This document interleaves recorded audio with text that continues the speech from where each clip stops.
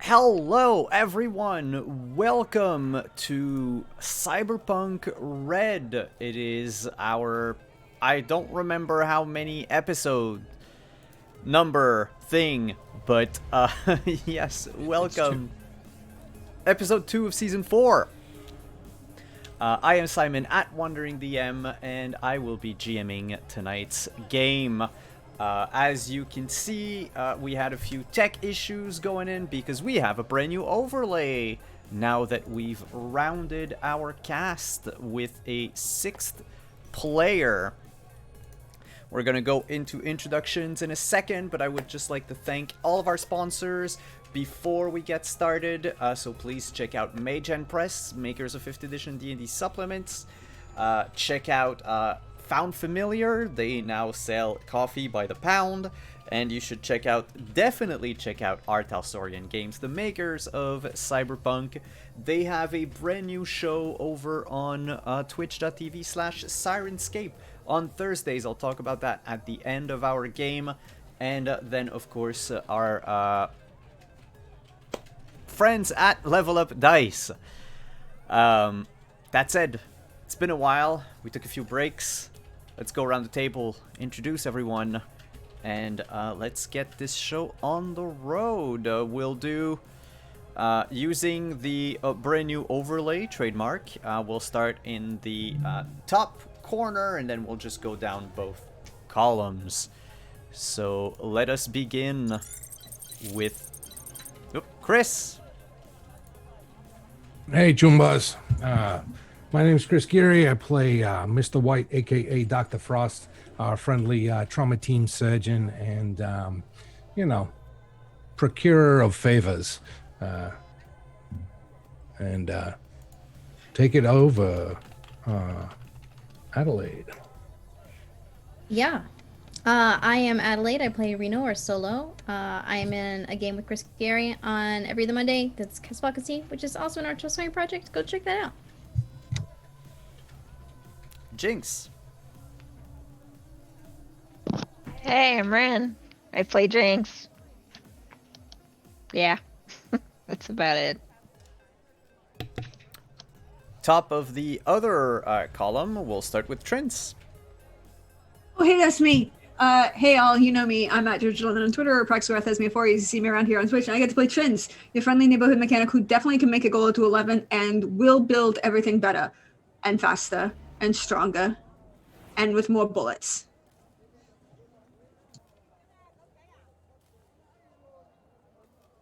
Muted.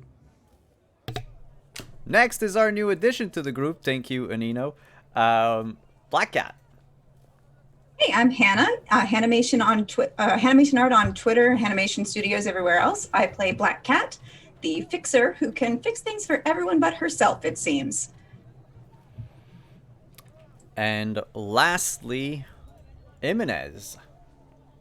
Hi everyone, my name's Anino. I use he, him pronouns. And for this campaign, I play Carlton Ray Jepson Bautista, also known as Jimenez, the rocker boy by way of professional wrestling and vigilante pantomime. And last we left the crew, we were at the onset of a shopping episode as the gang of the apartment decided to go down to a night market. Night market being these temporary sort of flea markets that crop up everywhere in Night City, often organized by fixers themselves, and where you can find anything from the illegal to the completely illicit. They met their good old pal Connie, who was purchasing skill shards. There was a deal that was struck with Mr. White. He's looking for, the gang was looking for information on the Raffenshiv, and they asked Connie to try to find what he could, search around, try to see what he could find, and get back to the group. There was another deal that White made with the chip vendor. If I remember correctly, the chip vendor will have to get 2 weapons chip for Mr. White in a week's time. And then the group started wandering the alleys of the night market and found a few, junk items here and there. And then a bright red, striped red and white tent that was advertising weapons of all kinds. and came out of the tent this large individual, face painted in white, with a red grenade instead of his nose. The person came out and now introduced themselves as Ozob, purveyor of weaponry. And that's where I believe we left off. Anything I missed? That's not his name anymore. Yeah, the group have dubbed him Rambo McDonald, which is a fitting name. I has a very important question about our dear friend Rambo McDonald. Yes. It is oh so important. So he's got this grenade as his schnoz now. Yep. And I'm sorry, anything that's a grenade is by definition a schnoz. You've left nose, you're into schnoz. Is the pin still in it? Yes. Okay. Just good to know.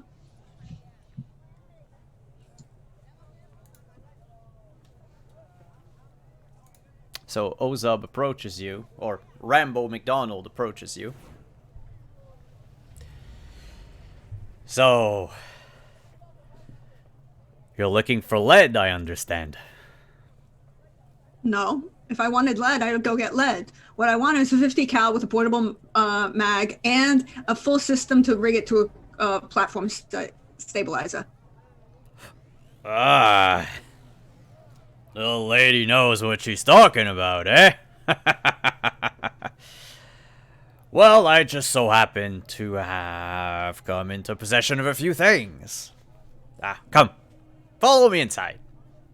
What's your step? Why are there mines laid out here or something? Just starts scanning the ground. He turns to you completely serious and he says yes, and he points to a claymore. Claymore or Bouncing Betty? There's a very important distinction here at this point. No, it's a claymore. Okay. He says, yeah, it's not armed yet. Try not to just trip on it.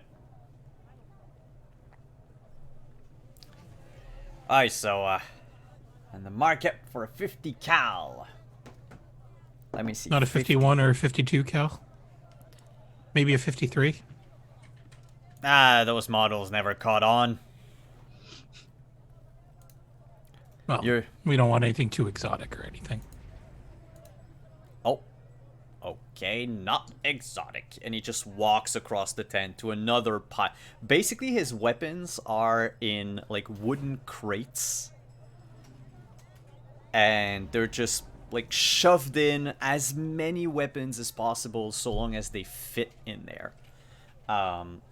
Reminder for everyone that he's into, secondhand weaponry. So now I'm confused. What were you going to try and show me that was an exotic 50 cal?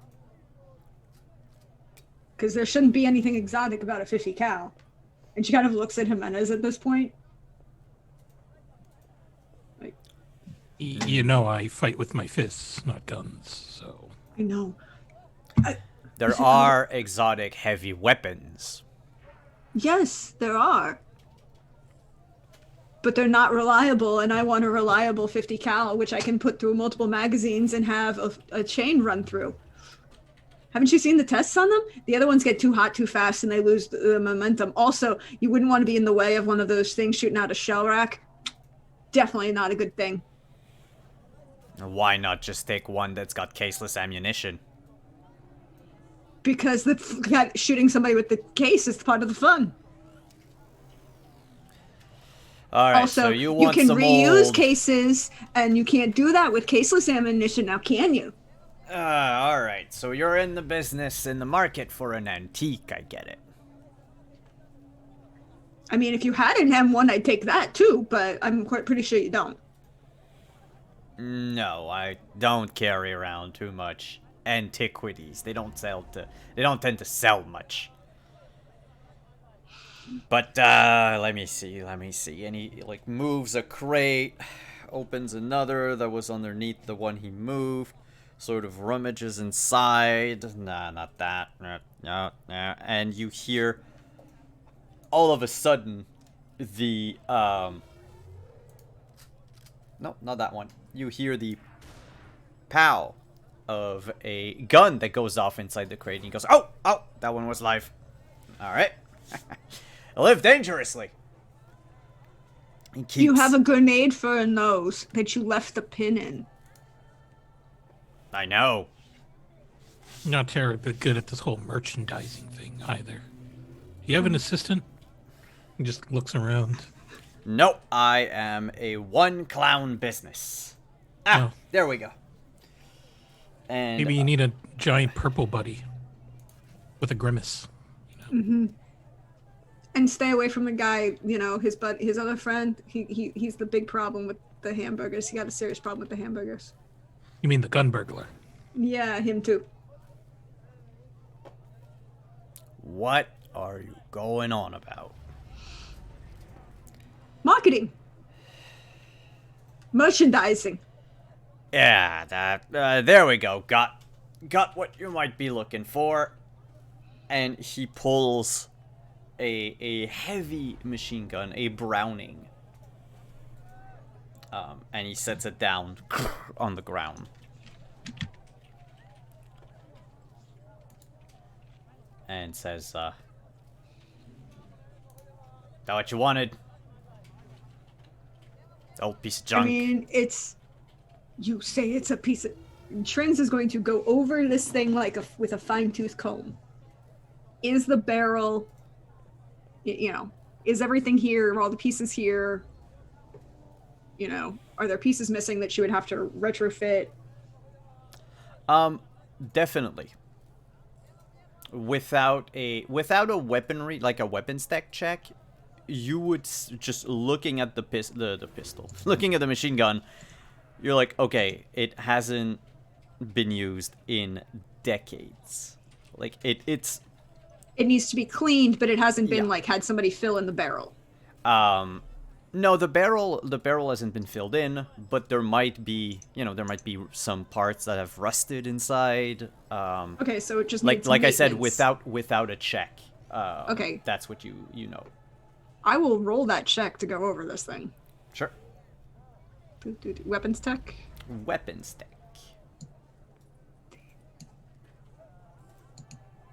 21. So,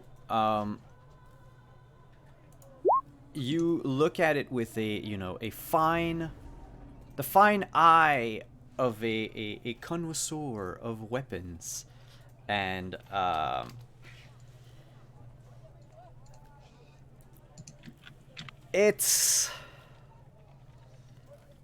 you're pretty sure that in the current state that it is in, it's gonna fire once and then jam. The entire recoil mechanism inside is not useless, but it needs to be repaired. Repaired or replaced. Definitely. Cool. She turns and looks at him and goes, 100.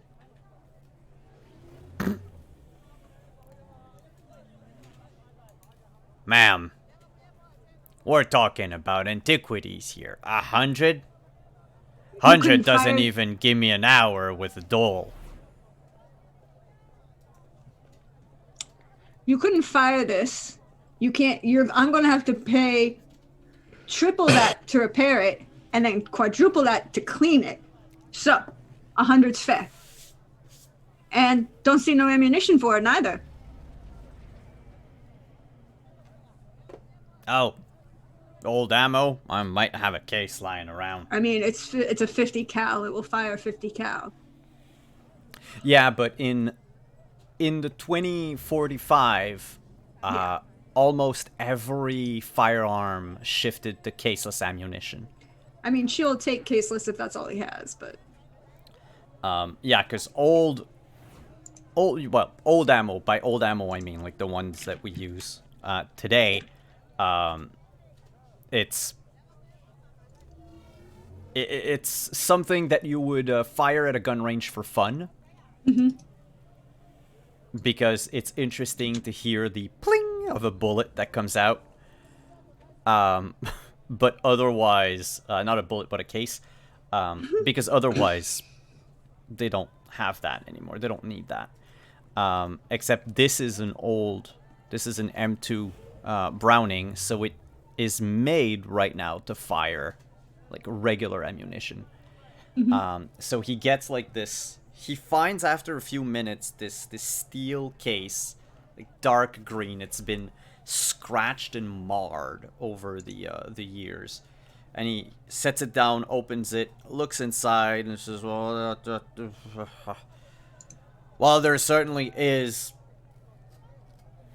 You know what? 150, and I give you this grab bag of bullets."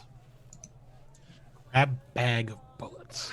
That sounds remarkably unhelpful. Can I assist Trinz's negotiations with a trading roll? Sure. One of you can make trading with the help of the other. That would be a +2. Just decide amongst yourselves who is responsible for the roll. I trading. Do I have trading? Where is If you that? don't, it's just your cool. Oh yeah, I'll let. I have Streetwise. I don't have trading. I'll let Jimenez do trading. Okay. It's not awful. 26 plus 2. 28. I take it that you're the man of the house. Oh no, I can't control her at all. I'm the pretty Figures. face of the two. Yeah. Listen, bub. No, he would call you Captain. Listen, Captain. Here's the grab bag. You can take the machine gun for 100, but I would highly suggest that you go and visit my pal. He's like 2 rows over. He sells body armor. Might want to get you one in case the missus gets angry. Can I take that claymore for? I'll pay 3 for the claymore.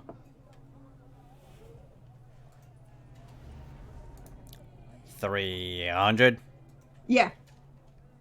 Oh, yeah, 300 eddies. Thank you. What are you gonna do with the claymore? Home security. I'm fairly certain that's just going to introduce liability. Yeah, Reno can see the amount of like the home insurance going up and up and up as the premium keeps increasing. Claymores are great. They're targeted. They're angled too. If it was a bouncing Betty, I wouldn't be paying that.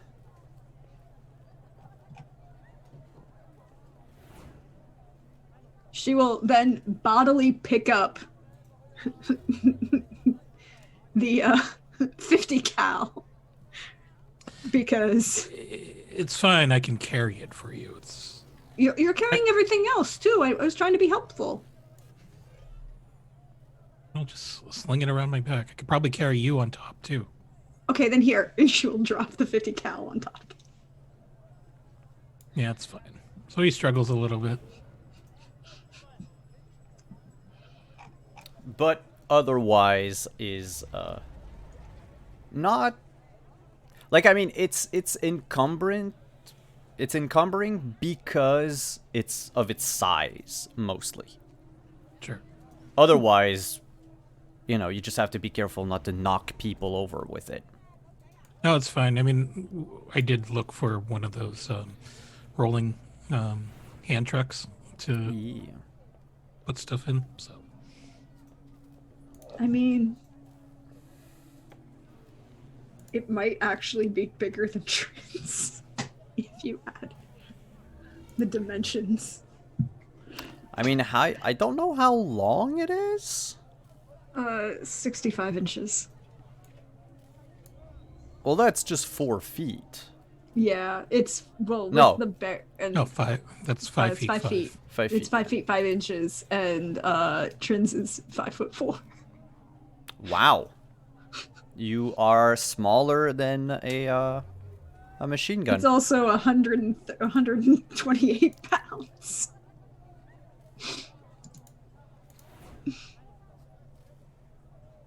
Yep. Yep. While you're doing all of this, I would like to know, the rest of the group, are you perusing anything in Ozob's stock? Or are you just, you know, waiting for the lovesick couple to purchase their future garden gnomes or whatever? Because Am I there with everybody? Oh yeah. The whole Okay. group. Yeah. Sorry, Okay. the whole group. Oh no, you're went. fine. Yeah, Reno's browsing, but she's pretty loyal to Nightjack. He cuts her a deal from time to time, so she's just window browsing.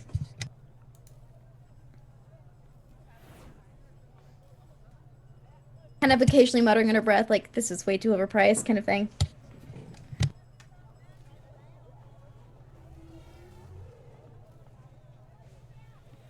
All right. Well, if you're done gawking at my wares, well, I guess I still have a few hours. Y'all want to smash? I No. don't think that means what you think it means. Smash is the name of a popular alcoholic beverage in Night City. It is. If you think Red Bull and vodka is bad, think of Jolt and Everclear. I'll pass. Thank you. Yeah. Basically, if you take too much, it lowers your intelligence forever. Now we know what happened to Rambo McDonald. Hey, do you have any extra armor plating, or is that your friend down the street? Could always ask my friend, but you're talking about armor plating for a person, or armor plating for whatever you intend to screw that thing on.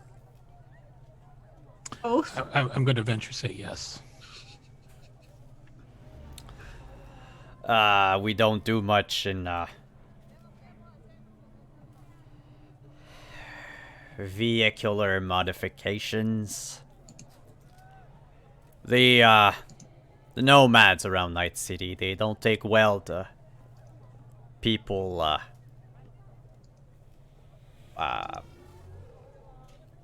shit the word to basically crawling onto their territory, or meddling in their affairs. You want a sweet ride, you go outside the town limits, talk with one of the families. They always have something. And they're always in need of something. Poor bastards. Okay. Right. Sure. Seems like that's the pot calling the kettle black there. You don't seem like you're rolling in it. Oh. I have everything I need in life. Ample ammunition, the roof over my head, and fine people to interact with on a nightly basis.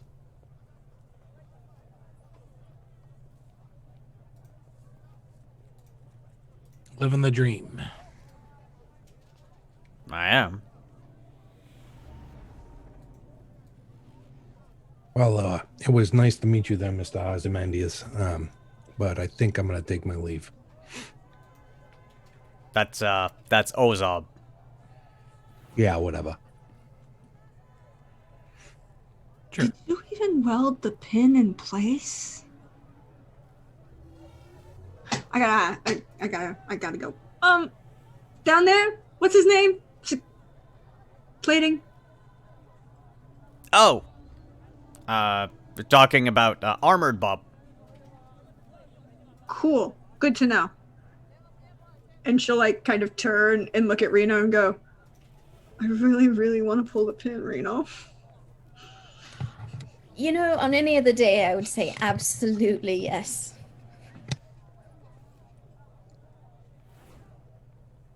You realize you'll be right in front of the grenade when you do so. Oh, he can hear us. No, not necessarily. There's about a 3-second counter. It's This why is you a can. mustard mayo conversation, so you can catch up later.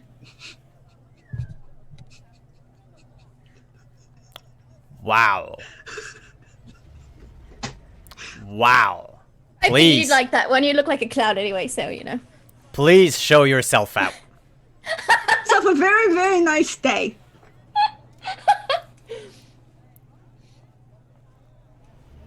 We'll take the claymore, leave him the 400 eddies, and walk out the door.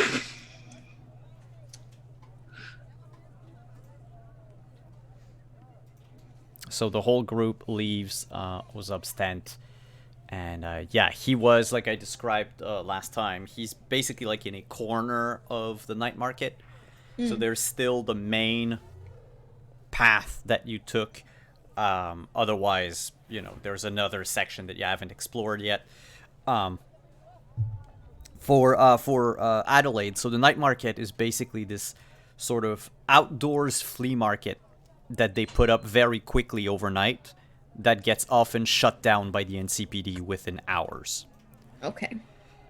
So everyone has these like little stands or just a carpet or a piece of fabric laid out on the ground with like their wares on it, so they can, you know, get everything and skedaddle when the cops come.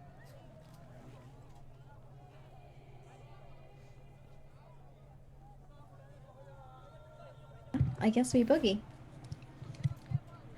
Pleasure to meet Where you. to? So do you make your way to Armored Bob, or do you keep, you know, wondering about what's your plan right now? I have to Menace get. is probably. Sorry. Why are we picking up so much treasure? I was left alone. Well, no, that's not true. Jimenez and I were shopping for things that we would need and or buy and or. I In always your need. house? I mean, No.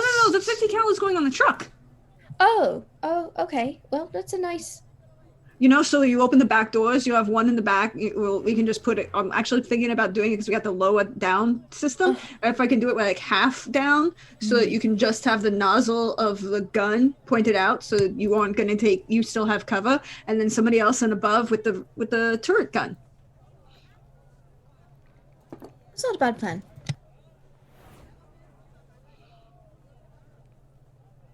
You know, and then and I am feeling like there have been people recently who keep trying to shoot us, and I don't like it.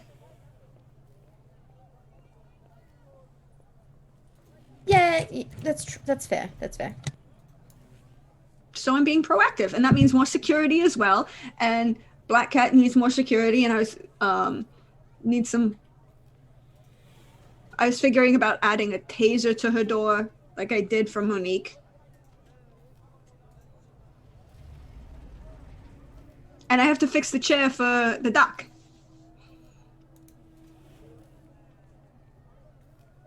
You hear in the distance during this conversation the sound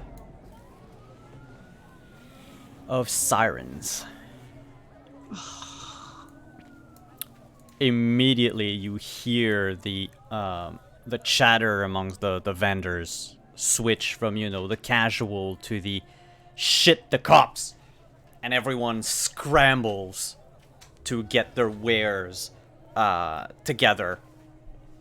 There are a few of the stands were actually, you know, trucks. They were selling out of trucks, and they just book it, running over whoever's in their path to get away. You would notice in the distance, same direction as the sirens are coming from, there is an NCPD AV coming your way. And it's already got its spotlights on and scanning the ground. What do y'all do? Oh, I guess we leave. This was a bust. Well, you got the gun. This was a bust. And he turns and leaves. I got a bunch of stuff to fix your chair. It'll be fine. I just think that he probably had some other goals here today. I didn't get a chance to look around as much as I wanted to, but that's I'm sorry about that. Next time? Keep my ear to the ground for another one. I'm sure another one will pop up. They always do. And so the 6 of you would basically run away.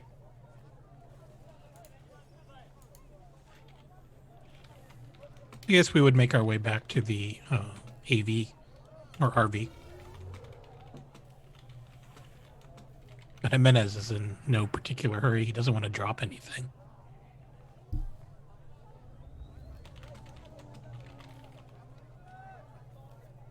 All right. You make your way out of the night market, hop into the armored RV, and head back home. The rest of the night is uneventful. It's not too long left anyway into the night. And the next morning, Mr. White is woken up by a phone call.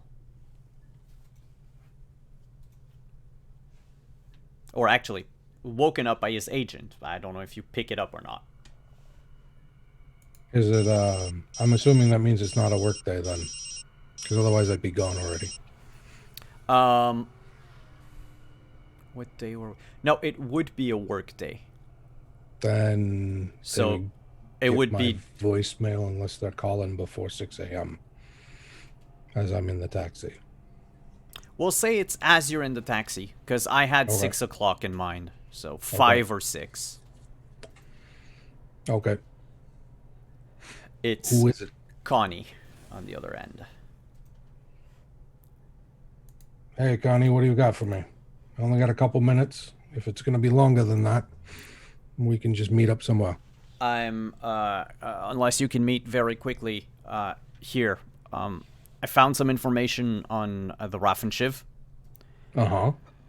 I got some stuff. I don't know if you want me to send them over the data pool to you. Do you want to talk about it? They are definitely not the type of people you want to mess with.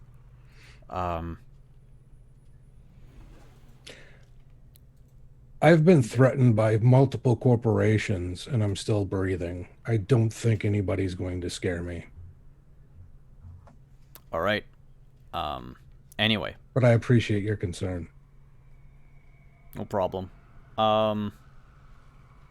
There, while I'm at it, you know, I wanted to thank you for what you did to me last night at the night market. No worries. You've always come through in the past. I know, but I was wondering, like, is there anything I can do for you? Like, you're always the one with the favors and everything, but... I don't like going people. You know that. I know, but that's me asking now.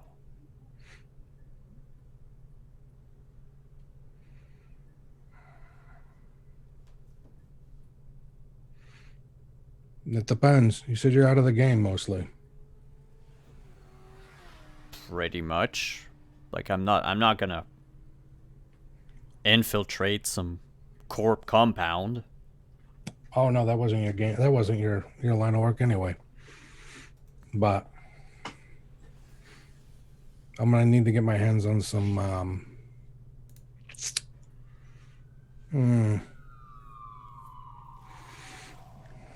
some Netrunner equipment at some point.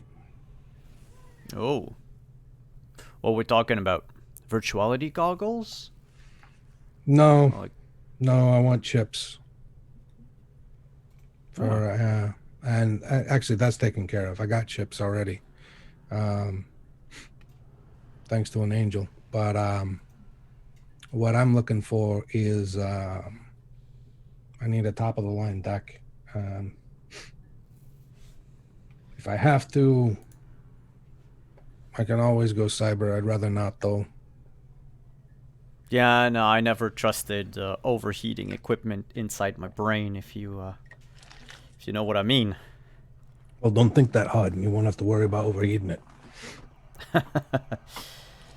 Yeah, well, they say that running makes you sweat in meat space, and apparently it makes you burn up in virtual space. But yeah, no, cyber decks. I mean, a lot of them are like on the legit market. You can just go into I just don't want it registered. You know, I like my privacy. Yeah, okay. I may know a few people. So if you can get me one that has no records, I'll want it on some sort of inventory of stolen merchandise. I don't want it on purchase list or anything like that where it can be traced. If it's one that was purchased before the bombs fell.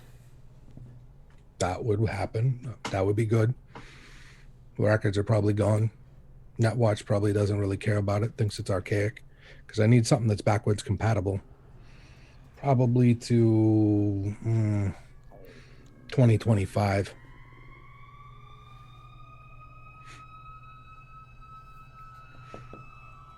So what?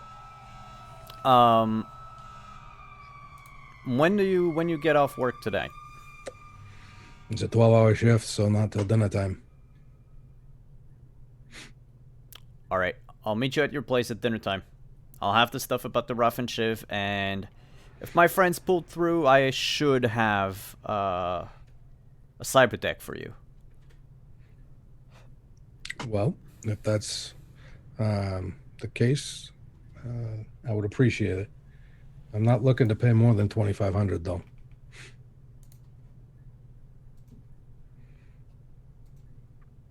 I can make it work. Would you be willing to trade for a favor? I don't like owing people. I'd have to know what the favor is before I agree. I'll just let them know that you are not completely closed to the thought, but you'd rather pay in eddies. Yep, I can pay in cash or creds, whatever they prefer.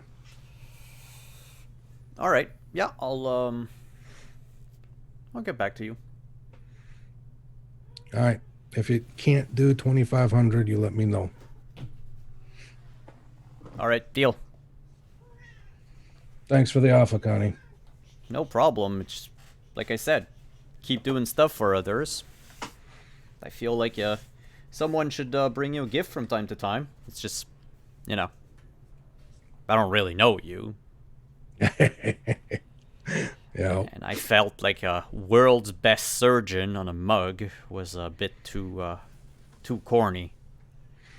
I appreciate the thought. I'd probably give it to Kava as a joke. Yeah. Yeah, yeah. I'd see him have it, and then I'd see him lose it in someone. Probably. But I'm walking into the locker room now, so I gotta cut this short. No problem. Take care of yourself, Connie. Don't stick your neck out too far. Nah, won't. It's not a very dangerous contact I'm going to. An old friend of mine. I was thinking about the information that you previously got your hands on. Don't go digging if you don't want to. I'm not digging. They like to advertise. Of course they do. All right. Talk to you later. Later. Whitehall, hang up. Stick everything away. Greet his team. And get changed and get ready to go. All right. Meanwhile, at the apartment. going on this morning? What's everyone up to?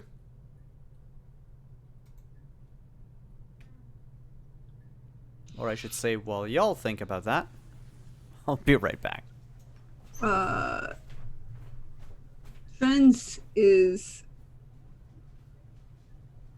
cleaning the shit out of this gun, pulling it apart and cleaning it and stripping it. And sorting all of her spare pieces that she managed to acquire, and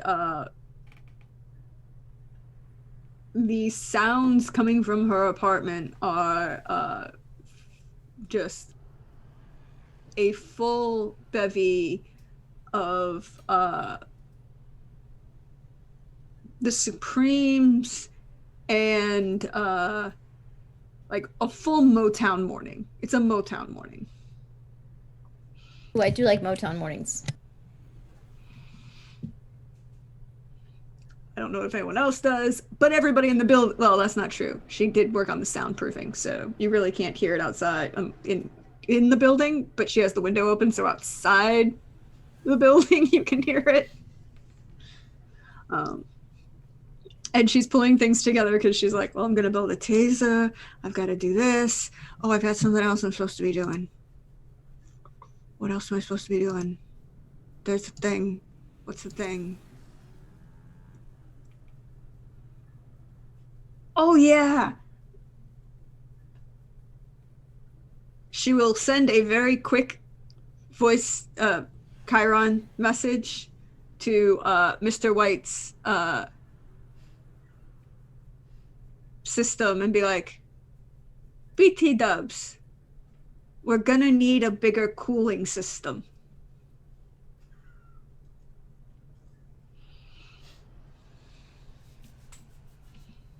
Keep an eye out, please. Thank you. Hearts, little hearts emojis. When he actually gets a chance, he'll respond with, what for ... Okay. So I can put a cryo chamber inside the RV? No cryo chambers will be his response.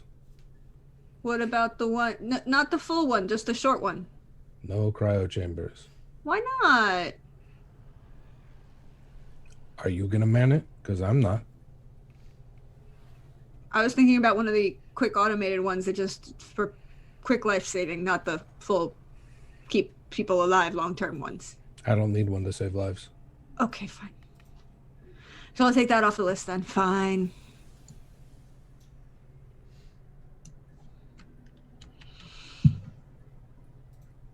Dude, Drink is probably walking around with a pot of coffee and drinking straight from the pot.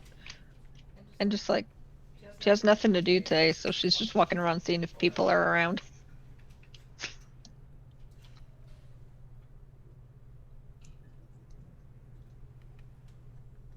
I think if like you're walking around, Trins will at one point open the door to her apartment and just kind of lean out and goes, I finished your truck. I need to go do other stuff. And she'll like close the door and but you can still hear, like, you can't hear, when the door was open you could hear the music coming out of it, but when it's closed you can't. Okay. She'll just keep walking. She'll like slowly make her way down to the truck and just like check it out.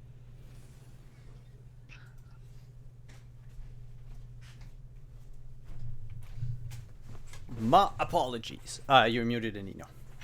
Yep. Jimenez is on the roof doing yoga lattes, which is a combination of yoga and Pilates.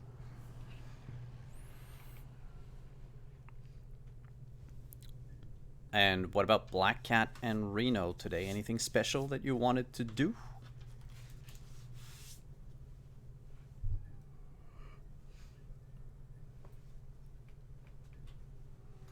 Okay.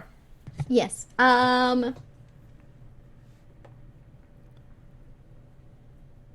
yeah. So when she was gone, she was on a mission for Mr. White, who gave her some presents as compensation. So she is taking pot shots in the early morning hours, and nothing in particular, trash cans, people who look like trouble, just kind of from her window with her new scope. Just practice, just practice. It's fine. Just for Trying fun. it out. Yeah, you gotta try to, test drive the car before you buy it. Oh, and I didn't buy it, but did I tell you about Dutch's presents? I did. Yes. Okay. Dutch has catnip and a fancy can of tuna, real tuna. Yeah, not. Yeah. Both of them are fully organic. So. Ooh, organic tuna. Mhm. So he's living the high life right now, literally. Oh, yeah. Well, if Trins would not mind an audience to watching her put together this new gun, Kat does enjoy loud noises and being a general nuisance. So, would that be fine if I came to hang out? Yeah, Awesome. sure. You're not a nuisance. My brother, he's a nuisance. You are not a nuisance. Oh Lord. Her apartment is on when you come in is on the corner, and the lights are synced to the sound system, so it's the modulating LEDs while the music's going. One entire wall is just a tool bench, and there's a desk, as in a fold top table, one of those old fold top tables that you would find in like apartments in the 30s and 40s that kind of swings and has space that you can fold it flat against a wall and you can actually still use the room. But most of what's on the floor are just giant multicolored floor cushions. And then along one wall, there's a big hole. It technically leads into her brother's apartment so that it's one apartment. It's a shared wall. Exactly. Yes. Come on in. Welcome. Definitely at the Supremes moment. And you will see that she has stripped the gun into pieces and is soaking pieces of it in vinegar and baking soda. So it's got a smell in here. Smells like vinegar and baking soda. Okay. And lemon juice.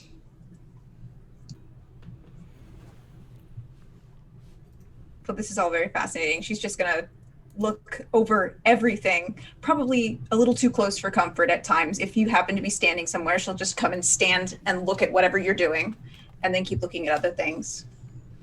So You want me to teach you? Because I can Elizabeth. totally teach you. This is fun. First, you got to pull the whole thing apart. You got to strip it down. You got to make sure the firing pin's good. I'm going to have to clean the whole thing. It'll be a pain in the butt. But in about 12 hours, we'll actually have a massive gun that can be really good. Also, it is one of the most reliable weapons on the planet.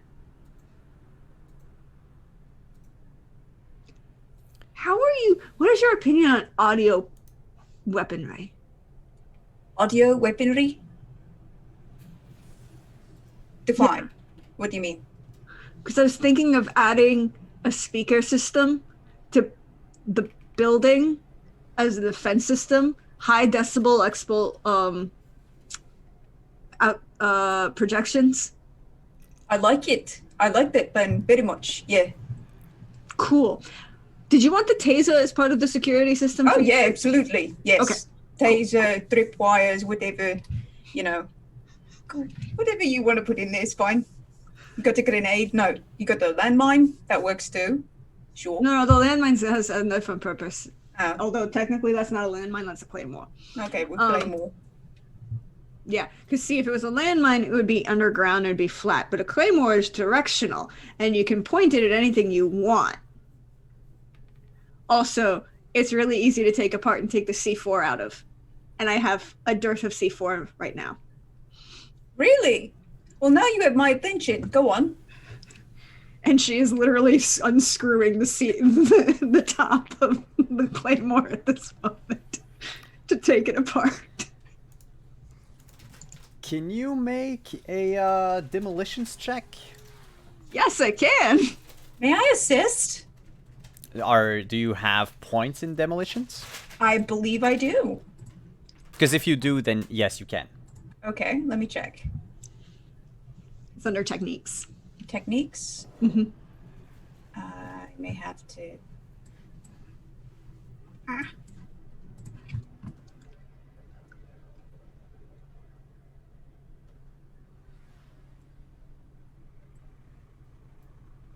Okay, I have 5 in demolitions. Ooh, tag team demolitions buddies. So yes. So yeah, you can roll demolition, Deirdre, with a +2. Cool. So 28 with the +2. Yeah, it's easy for you to open it up, safely remove the C4, not break any of the components, not accidentally set it off. And you now have a completely unusable claymore. That's okay. It still has a spring load system, and I have taken the fun pieces out, and I've got this. Ooh, confetti. Petty Claymore. Confetti claymore. I like the way you think. Yeah. Glitter! And she'd click through her eye and go, Reno? Is glitter? Do you have any extra glitter? What gives you the impression that I have ever owned anything glitter in my entire life? It's weaponized properties. You have a point there, but again, the question still stands. Your No, reading I selection? don't have any glitter. I don't. She hangs up. We're gonna need to find glitter. I don't think I have enough glitter. Glitter and confetti. This will be Call perfect. somebody, but I feel like that's kind of a waste of a call. Looking for glitter and confetti, unless you want it in like weapons grade quantities. I can always use glitter and confetti. Okay. And weapons grade quantities of glitter and confetti would be great. Because then, ooh. Hey, Jimenez, when's your next show? And she's like clicking through the chat in her Chiron. I've been suspended for about a week or two. Storyline. Okay, so like, that gives us time. Cool. We've got about 2 weeks, and then we can have weapons grade confetti. Right. I can wait.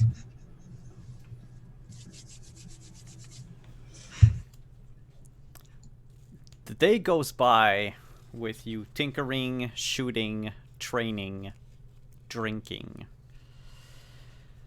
At around 4 in the afternoon, you would receive the visit of one Konstantin Drukovsky, who says that he is coming to meet with White for something. That he knows he's a bit early and wanted to know if he could wait inside the block somewhere. Not have to wait on the street because you still live in a place that's, rough.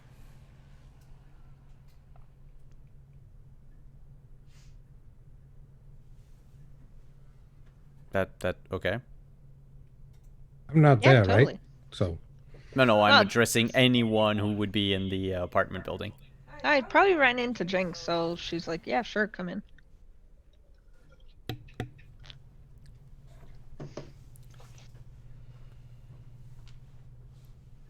Takes a few hours before White comes home.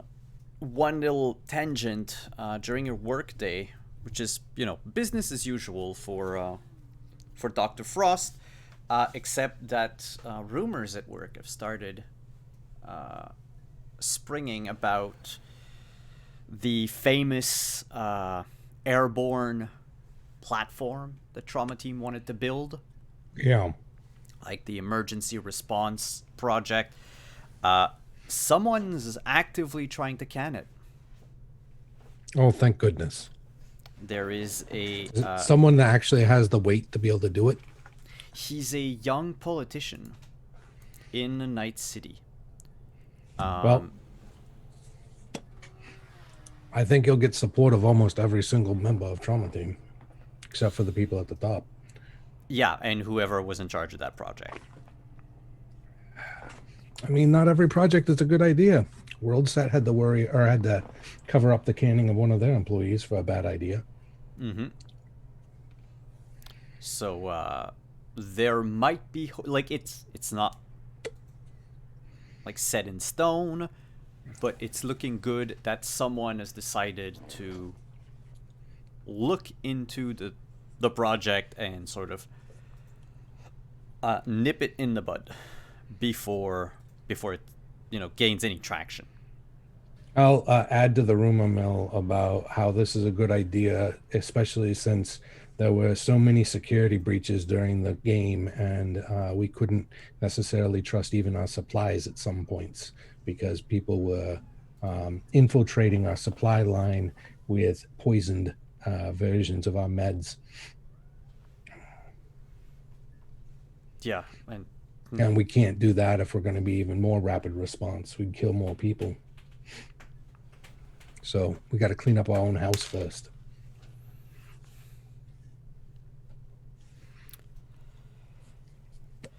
Speaking of the game and fallback from the game,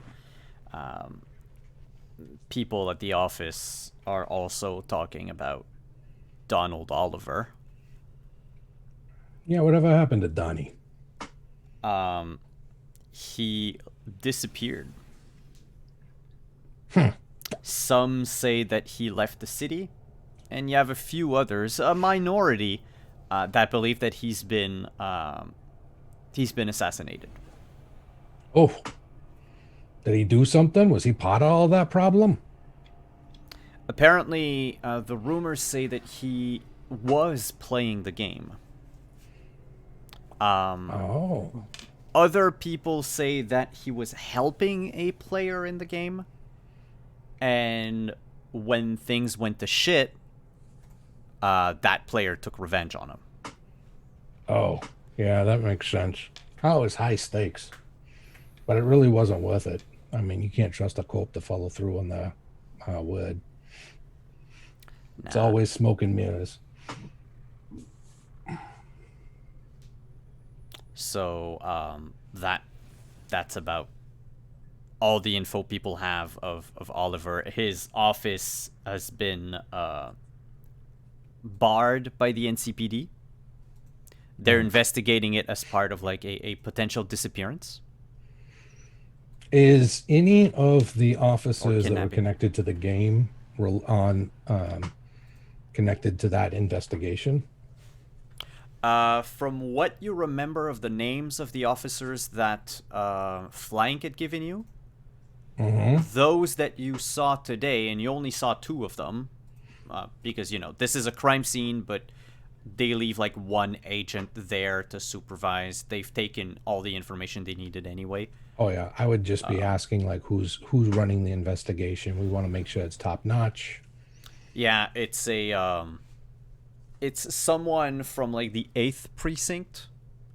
Not a name that made any waves either in the criminal underworld or in the the legal regular world. Gotcha. So there wasn't anybody on White's list of bad cops. No. Okay. Then he won't make a mess of anything. And we'll say, well, I hope you figure out what happened. But I can tell you right now, I'm not sorry that he's gone. He put a lot of lives in danger if he was playing the game and manipulating things behind the scenes. We're here to save people, not profit. Boutros would even add that he saw him like the night before he disappeared. You think he ran? Did he look nervous? Yeah. I thought he was pulling like a double shift or something. Seemed to be in a hurry. Very, very moody. Barely said a few words. Asked them if he wanted something to drink. I was going to the cafeteria. He mumbled something and then told me to fuck off. So. Oh, that doesn't sound like Donnie at all. He's usually nice. I figured he had something, like one of the bosses writing him hard, or I don't know, maybe lost something. I don't know. Yeah. Well, whatever happened, happened. We'll just have to move on. Yeah. The sick don't wait for anybody. So anyway, anything weird about Wellington?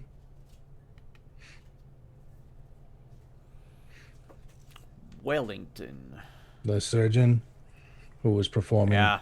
at the time the guy died. I don't recall anything weird about him. He's still here. I mean, Okay. he works out at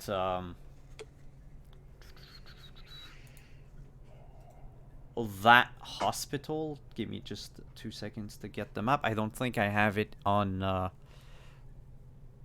Yeah, I it's don't know, it's not all on. good. It's not on my Legend Keeper yet. But he basically works, still works at the hospital. Okay. Just wanted to make sure that he was doing okay. I know he got caught up in some things and was worried. Yeah. So One of Boutros's teacher mentioned that almost a third of the doctors went on medical leave after the game. oh, So yeah, there's a massive shortage, and Boutros signed up for a few shifts at the hospital. I think it's about time to ask for a raise. To be fair, Dr. Frost, I'm thinking once I'm done with my degree, I think I'm gonna leave Trauma Team. What do you want to do then? There's this place near one of the combat zones.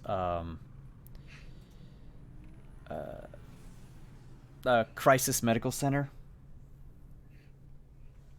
What do I know about Crisis? Crisis is, if you look at your map, just so you know where it is, just Mhm. thereabouts, it's number 29 on the Okay. map. And it is basically a no questions asked medical center Mm-hmm. that is visited almost uniquely by edge runners.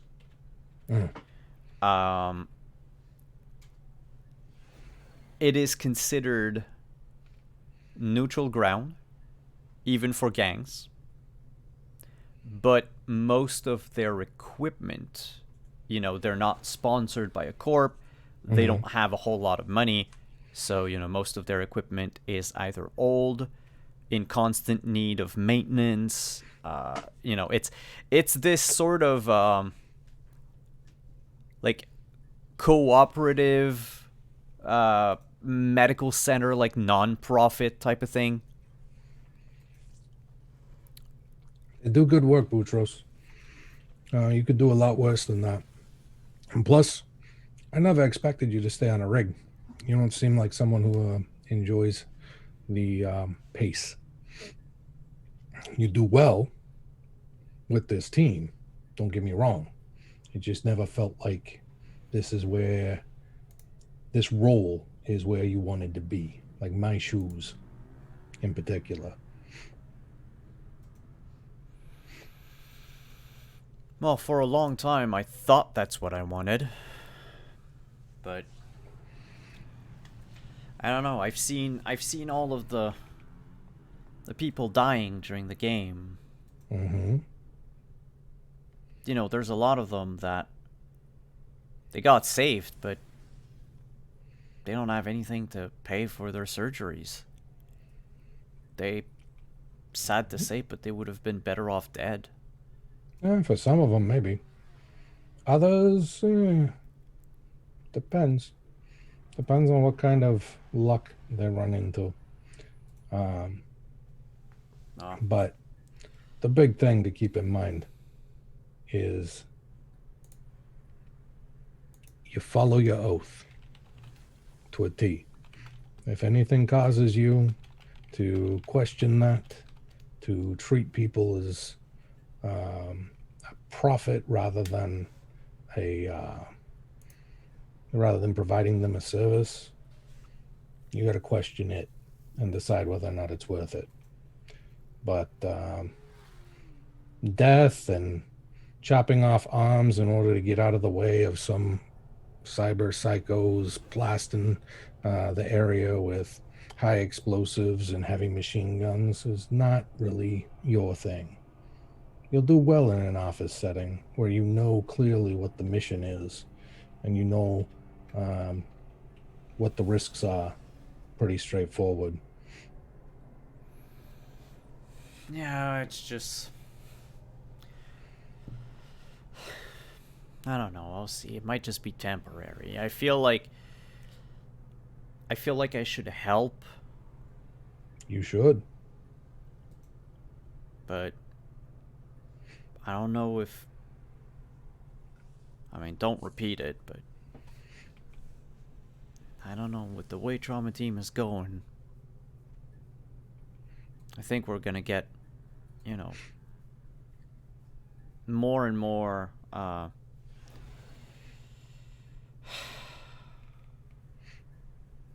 gonna cater only to the elite at some point. I don't want that. Oh no, and I understand that. That's why you have to find other ways to work the system. I hope you learned at least a few of those with me. No. Waste not, want not. Anything that you charge but don't use, you stash for someone who can't afford the charges. All that kind of stuff. I And to hadn't be thought honest, of that. they aren't gonna fire me. Even if they do, I can make money just about anywhere. Docs are hard to come by. And I don't want to sound arrogant or anything, but I'm good at what I do. I'm not too worried if they decide that I'm in the way of their profits. If that's the decision they make, then that means we need to part ways anyway. Well, I hope it doesn't come down to this. I mean, I don't want to be selfish, but I'd rather stick with you until I get my doctorate. Oh, of course. Of course. Once your MD is done, like I said, once you have that degree in hand, I figured you'd head somewhere that felt right to go try for a while. It's good to try different things. Don't feel guilty about it. Yeah. Well, time to punch out, Doc. I'll See ya. see you tomorrow. Yeah, take care of yourself. And with that, Dr. Frost goes back to the apartment to find a waiting Connie. He's got a backpack laid at his feet. He's currently just standing up, stretching his legs in the corridor in front of your apartment, playing, fiddling on his agent. Oh, hey. Well, I mean, early's always a good habit. Well, I was on a tight schedule to get that cyber deck. And he, like, holds up the bag. Oh, well. Good to see that you were able to come through. Yeah. Were you able to stay within budget, or do I owe you extra? Sold it to me for 1,000 eddies. Yeah, well then. I figured they'd try and mark it up when you said you wanted something backwards compatible. They probably just thought you were weird. He's, guy's an old friend of mine. We go way back, and he was always, sort of the techie. Always fiddling with stuff. Saying that he could, crank everything up to 12. Don't say that around Trins. She'll take it as a competition. Next thing you know, we're gonna have a 13th floor when we don't even have 8, 9, 10, and 11. Well, anyway.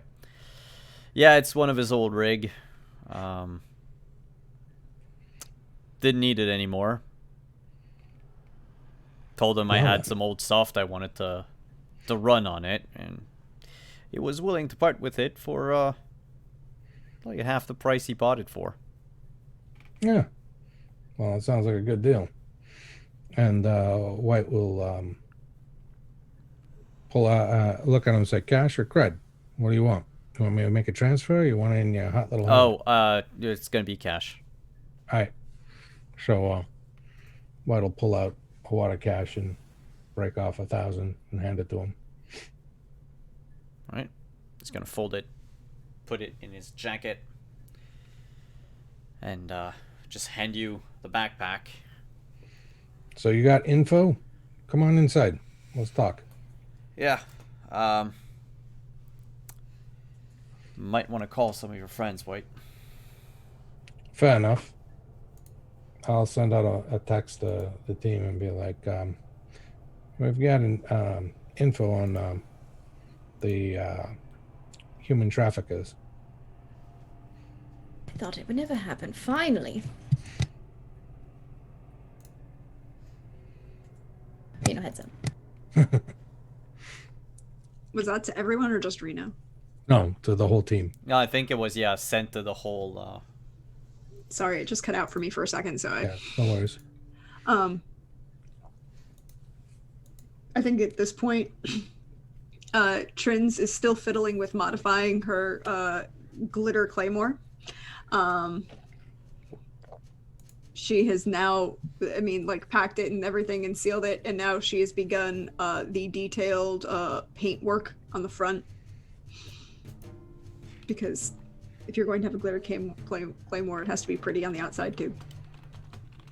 Don't let her get her hands on a bedazzler.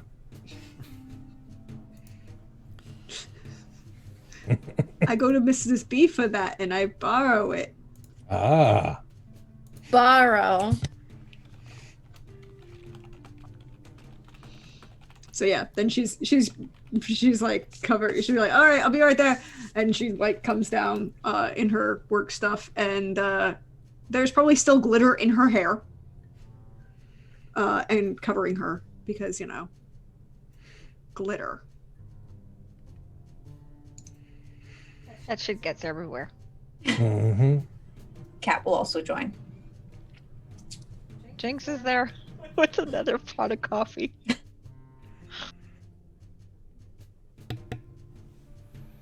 And X. Yeah, he'll be there. All right. So when you enter the room, I would like everyone to make a human perception check, please.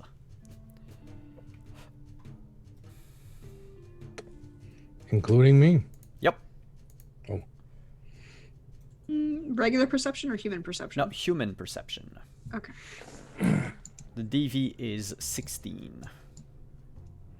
Oh, it's Trins. She's out of it. I gotta find it 16. All right. Lower than it would be because my empathy is super low. I'm trying to find it. Where did it go? It's There it the is. third column, like the rightmost one. Ooh. There you go. So basically everyone except for Trins and Jinx and Black Cat. So half the group basically. You notice upon entering the room that all color leaves Connie's face when he sees Jinx come in. But you'll discover why when we come back from break. One of Stick around. Jinx's conquests. Yeah, get it, girl. It's right not back. that kind of conquest, I'm sure.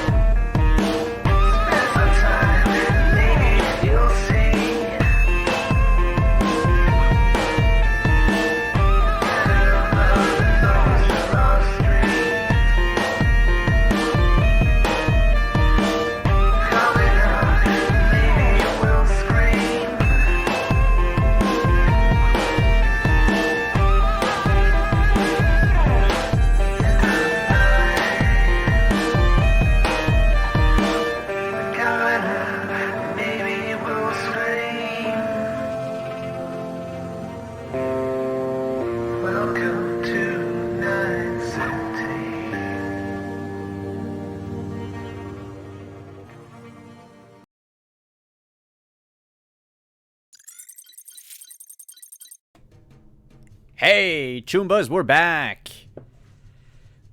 So, everyone entered in Mr. White's apartment. And Trins, White, and Reno saw Connie's face go white when he saw Jinx entered, but he regains his composure rather quickly and seems to distract himself playing with his agent on the steel table. I think it was Jimenez, not Trins. Trins did not notice anything. Oh no, it was Jimenez. My bad. It was One person higher. Yeah.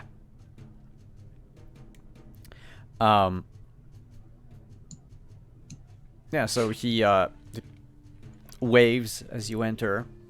Looks at Black Cat. Says, I don't think we've met before. No, I don't think so. I think I saw you at the night market yesterday. But yeah, my name's Konstantin. Okay. And he like extends a hand. Because in this world there wasn't any COVID. She will look at the hand and look up at him and nod again. Ooh, Oh. cool. Social distancing. Even in 2045, it's a thing. Because people Listen, aren't it's a good implementation. I'm not over it.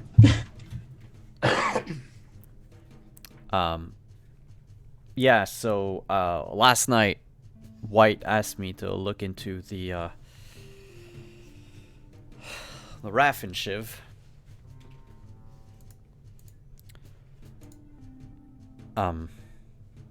This is about a friend or a chum of yours or something.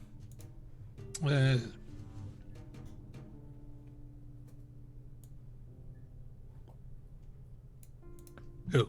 Black Cat? No. I think it's safe to say that as a group, we just don't take kindly to human trafficking. Okay. So it's nothing personal. It's just... Oh no, it was the kid we were helping. Oh, right, Elf. He's Elf. His girl. friend. Yeah. Right. Who fucked him over. Who was trying to get out of the city, but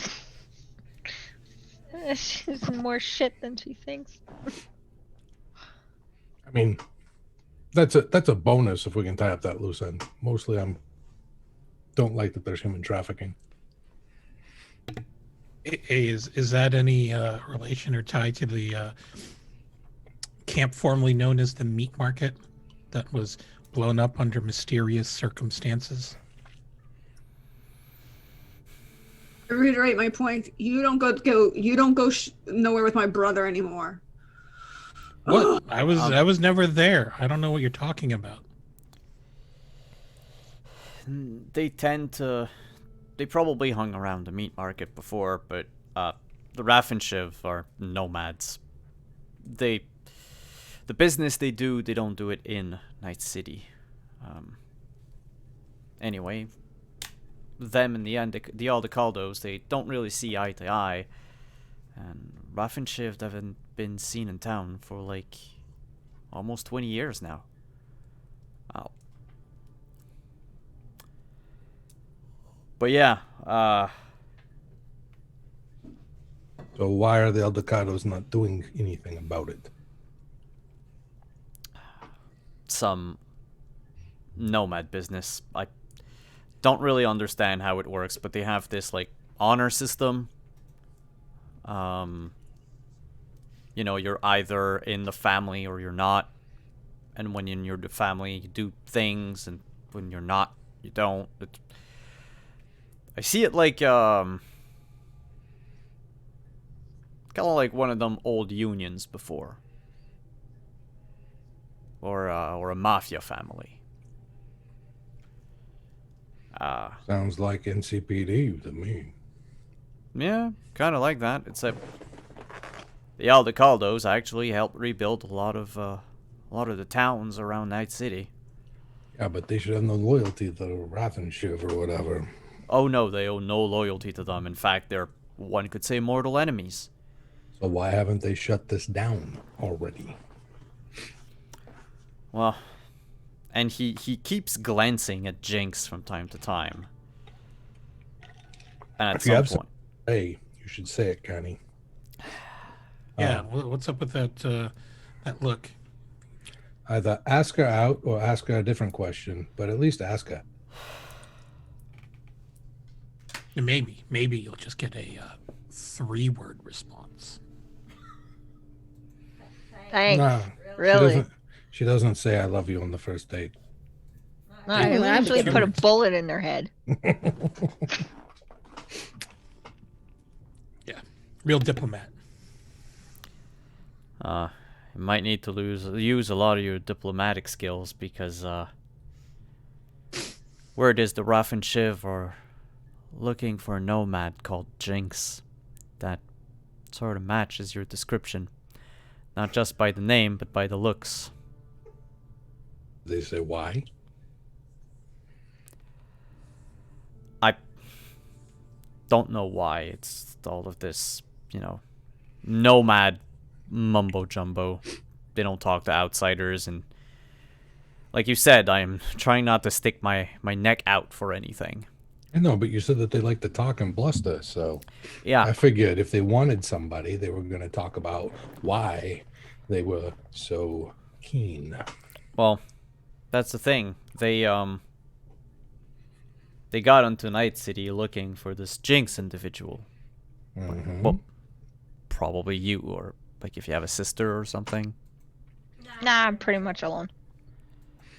Maybe they're just So- looking for Jinx with an I instead of a Y. They're looking for some Jinx person that, your old eyes can't seem to differentiate from our compatriot here. Go on. Yeah. Anyway, the thing is while they're in town, they're sort of doing what they can to make a quick buck. From what word goes along the street, words. From what I could hear, the word on the street is that the Aldecaldos gave them a free pass. And they're gonna use it to get as much of everything that they can. Eddies, drugs, weapons, you name it. In the case of your chum, or whatever, the one that betrayed one of your chum, they're getting meat. And then they're gonna leave either when the Aldecaldos think that they've overstayed their welcome, or when they get their hands on that Jinx person.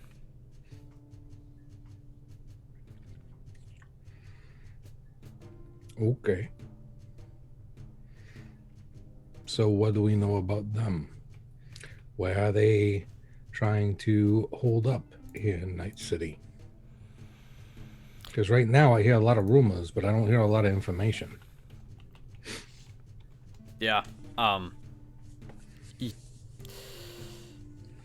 That would fall in the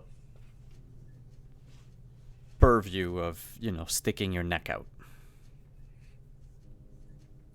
Which, if it's a big risk, I really did not want to, paint a target on my back again. Yeah. Well, I mean, last time it was a target that you painted there by taking a loan from somebody you shouldn't have. Yeah, but I learned my lesson. Mm-hmm.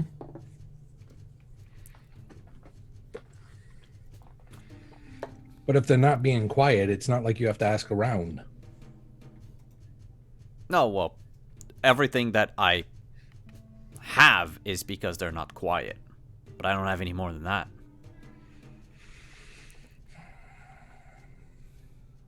Okay.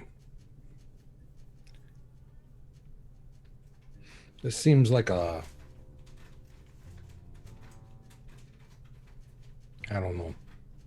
This doesn't seem like it would have taken very long. Could have told me on the phone this morning in less time. Yeah, it's just, he turns to Jinx again. They really, really want her, apparently. Can you blame him? I'm so valuable. You're priceless. Priceless. Is it your skills they want, or do they just really want like revenge of some sort? Probably think- revenge. I Yeah. think they want to get dead.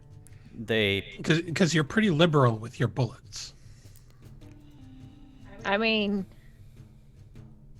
it might have something to do with the 18-wheeler with people in it that I took. Maybe.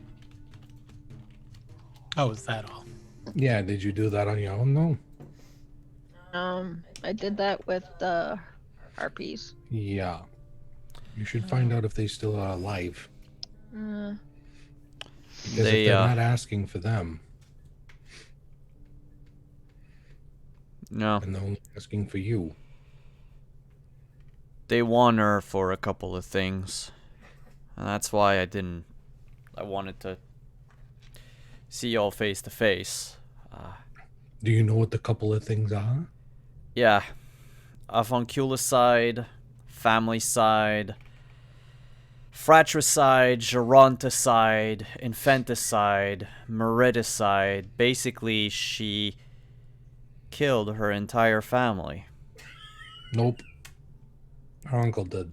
We've gone over this with other people. I'm confused about geronticide. I don't know that word. She killed her grandpa. Ja. Geronticide. I mean, he was getting up. Maybe he was getting up there in Oh. years. And Why did they care? It's not their family. It is,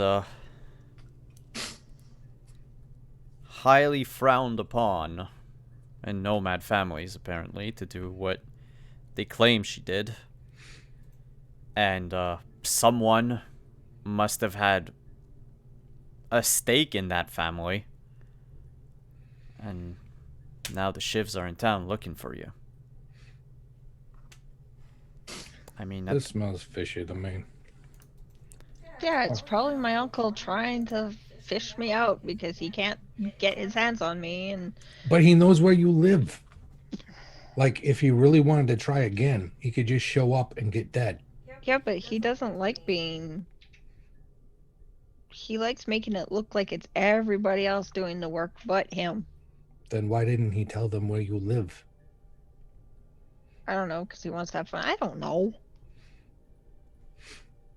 All I know is that if he's involved, this is way too cat and mouse. Like, there's no reason for it to be like this. If he's not involved, then they have no reason to be involved.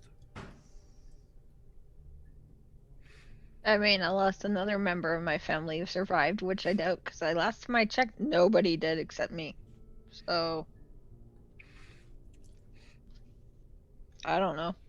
I mean, get me a list of all the guys and I'll take them out one by one like I was doing earlier. I mean, how many are there? I don't know. The Shiv? Yeah. Sure. I don't know. Like I said, I didn't want to stick my neck out. And he looks back to Mr. White. That's fine. We just have to ask and find out what you do know or what you don't. Because you've added in additional information as we've been sitting here. So I Just guess the trying to jog question your is, memory. where are they drinking? Because that's where you're always going to find them. Are we just going to straight up walk up onto them? Don't we want to thin out their numbers a bit first? Well, it depends on what the numbers are. I'm going to guess it's more than 6. Normally they travel in packs. That's what I know of nomads, but Oh, maybe I should get a rumble strip. Like the one on the street? You know the ones that you pull out that are detachable that have spikes on them, Oh, would that be fun? right?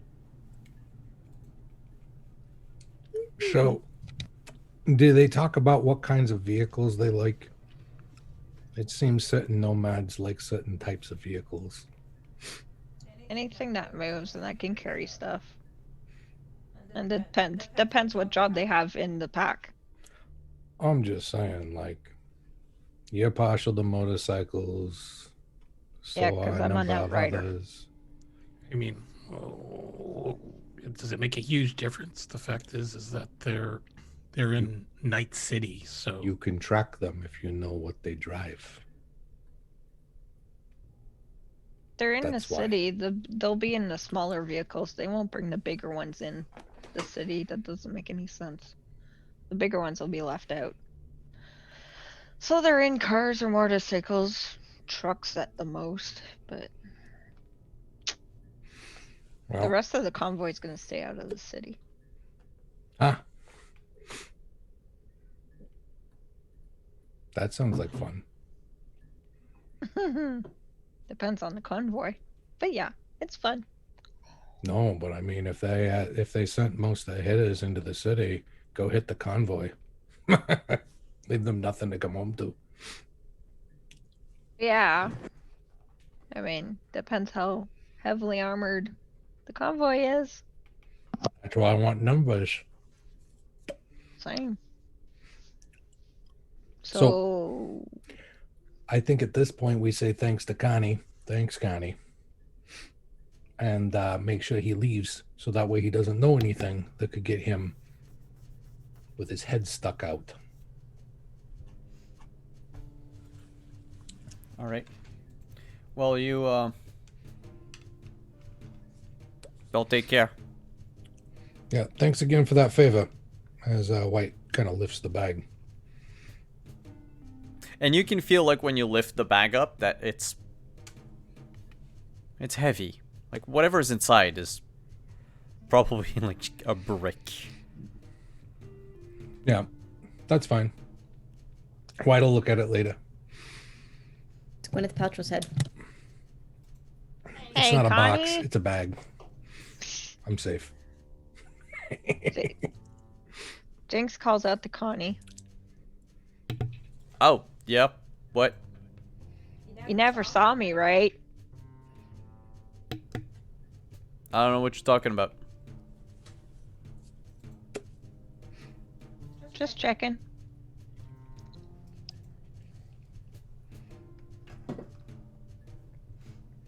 Hey, can he be trusted? Should we let him just like walk away like that? Oh yeah, Connie.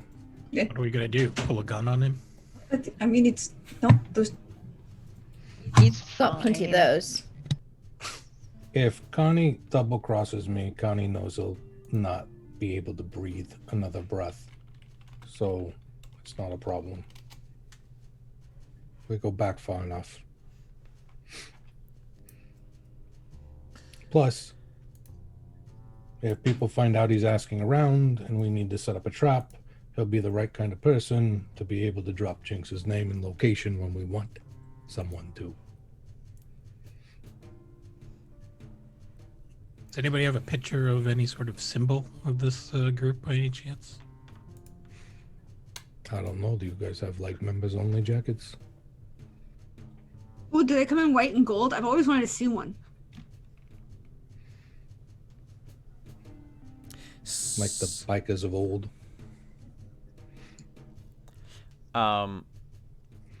That would require a local expert check.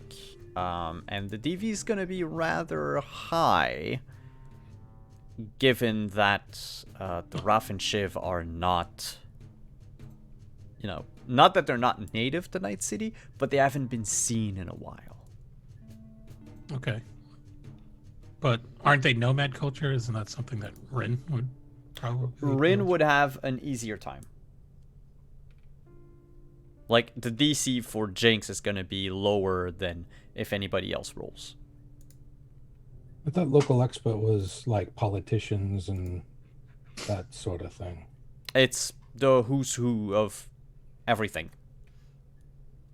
Gotcha.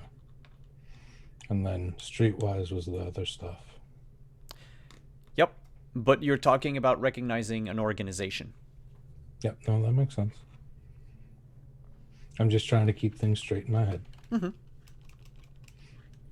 So Meanwhile, you can all roll if you want to. Like, my roll would be useless. But I got 17.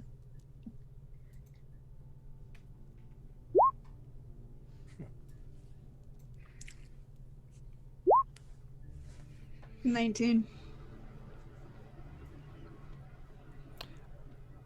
all of you basically go like, okay, yeah, the Raffen Shiv. And almost all at once, everyone, except for I didn't Imenez. roll. She doesn't give a fuck. Okay, Imenez and Reno haven't like tried to remember. But yeah, the Raffen Shiv are the symbol that they have is that of a flaming skull. Or On the original. nose. the original. Yeah. Let me just. Would check anyone be make able to pull up sure. a image of it or Oh. something from a data pool? Yeah, it's oh boy. It's a flaming skull with a red mohawk. It's a really, really Edgy. awkward Ghost Rider image. It's fine. It's the inspiration would be the imagine if one of the bad guys in Mad Max 2 had like painted a skull on their face, and that gives you an idea of what they look like. They are Badland Raiders, dressed like they're playing a post-apocalyptic LARP type of thing. Except that their weapons are real, and the bullets are real, and everything else that they do is real. Well, Jimenez is going to pull out his other agent, the one for Justice Mime, and he's going to pull that image and post it up on his social media with a message that says, "Hey, saw these posers running around the city. Who the fuck are they?" And he's going to post that. Nice. Can you make a charismatic impact check? You probably course we won't can. get your answer right away because you're gonna need to give time to people to answer, reply to the message, see it and all that. But yeah. Got an 8. An 8. Let me check. You're asking all of your fans. So that is...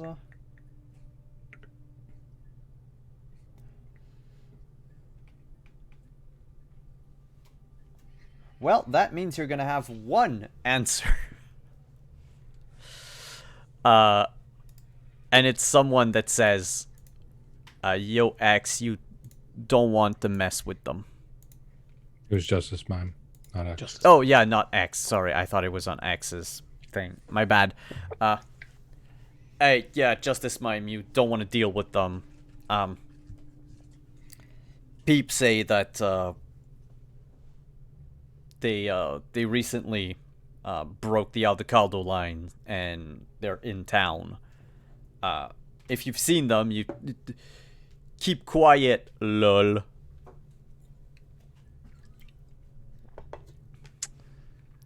Justice Mime is just going to post his response. It's a picture of the now defunct and burning meat market is going away. It says, "No, I think there's additional business that needs to be conducted."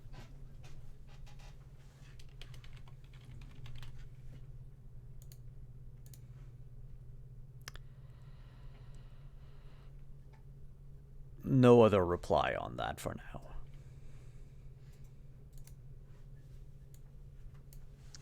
Well, you know what would be fun? If we managed to find one or two of them, pick them off, and send a message. So what we want is to know whose shop they're running out of and whose gear they're working with, right? I also want to know the terms of their free pass. That's fair. And why So, the like- heck do they know about me? Why the heck do they care about you? That's Not that more you're not a important. wonderful person. I feel that you're a very important and a very important friend, and I'm not being mean. But Nice why, save. There's a why good do they question. care about your history, shall we say? I don't know. Maybe they're upset at the way she conducts her, death racing. They aren't even from around here. They wouldn't have raced with her. Well, she That's races possible. outside. Yeah. I thought this group was from LA. Thought they They're were just- Badlands Raiders. Fair enough. The convoy came from LA, though. That I know.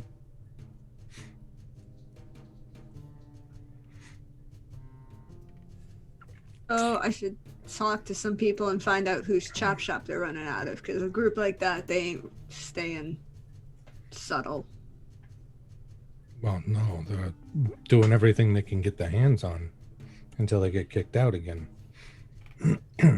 So, Jinx, who was that person that you reached out to scout for the game a month or two ago?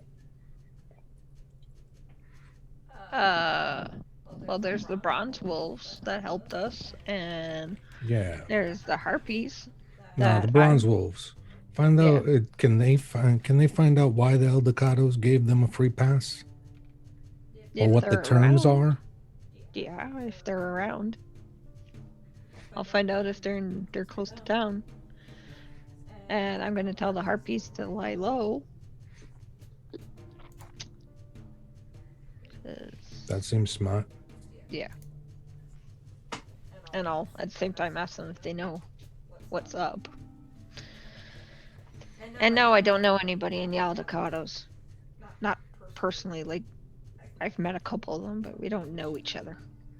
Yeah, no, I don't think that you should go around asking if people are actively looking for you, because if the terms of things have to do with you being turned over and they want them out faster, they might try and turn you over. If you catch my drift. So Yeah. I'd prefer that you don't make first contact with the Eldecados, and instead someone like the Bronze Wolves does. Safer. Sure. That's fair.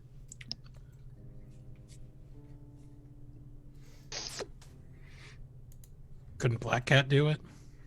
Maybe just offer her services in assisting them in their mission. I'm sure I could find somebody or find some incentive for somebody. What do you need? If you want to reach out directly to them, I'd rather Sure. know what they're here for first, though, and what their terms are. Because I'm assuming the Eldecados didn't just say, okay, cool, whatever. If they've been hated this long, there's probably something that they're allowed to do and some things that they're not. And if they cross a line, they're done.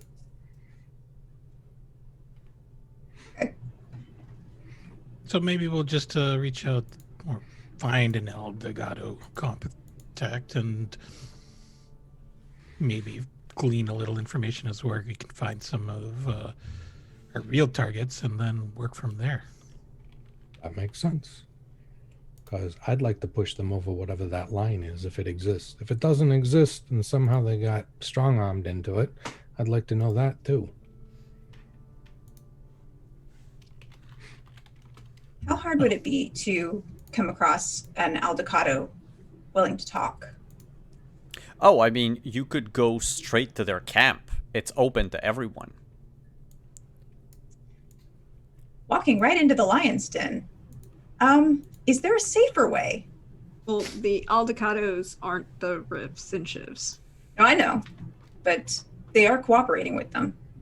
True. You don't know that, but Yeah, it's Some sort of deal. it's complicated. But as a general rule of thumb, anyone can enter the Aldecados territory. Like, if you're there to trade, their doors are open. Like, people from the city will go there to, like, get their cars repaired, for example. Well, I've got a car that could use some repair. Because they do not come to Night City. No.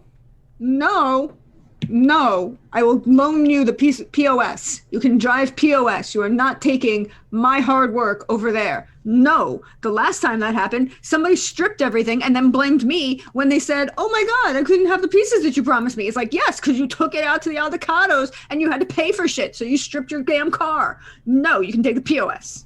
Hey, boy, no, take the POS. I'm just, wait, it's just that I used to get in wait one. a minute. No.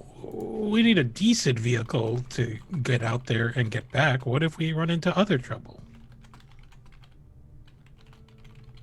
Fine, you can take Merc's truck. Okay. The shagging wagon? You wanted a better car?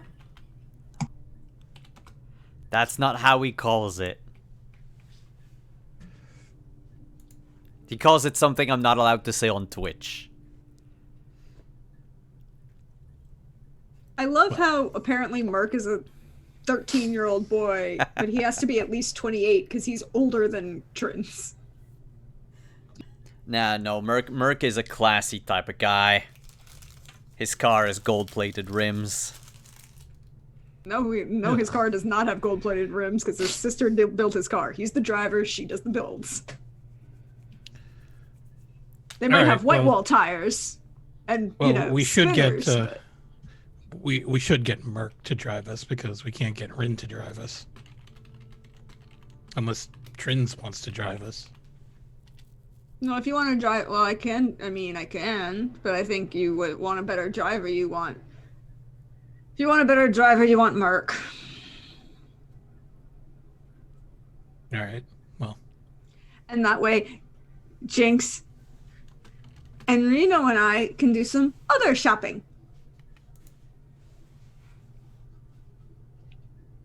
Didn't we just buy guns? Yeah, Sorry, could you? I think we would. I think I want Reno with us because I need someone who's going to be able to shoot in case we get into trouble. but okay.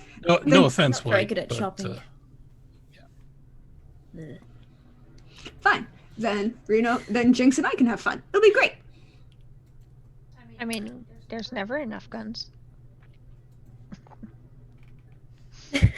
And I have an idea. Oh. Oh, because that comforting. Go on. Well, you're gonna go talk to the Aldecados. We need to find a different type of information. And to be honest, the rest of you are all too shiny. I just point at my face that is like heavily scarred. Not Reno, but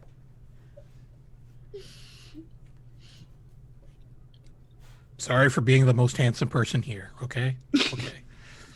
I you appreciate you. really... Well, I mean, speak for yourself.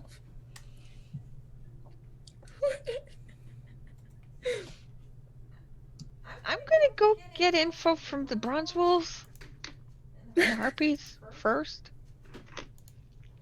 Sounds like a plan. I have things to do, anyways. If somebody's actively looking for her, don't you think that protection would be important rather than sending us with somebody who can shoot? Shouldn't we send somebody who can shoot with her? Oh, she can shoot.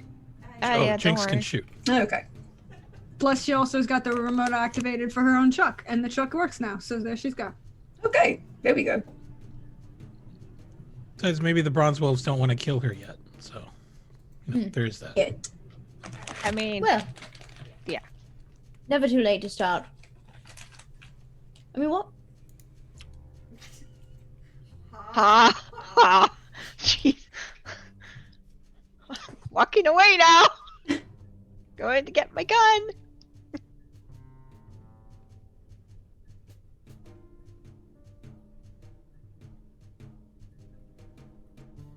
Oh yeah, I go and I call the Bronze Wolves and the Harpies, and I tell the Harpies, lie low, and I call Mikey and ask him if he knows anything. About the Raffen Shiv? Yeah, and the Aldecados, and why the fuck anybody wants to come after me.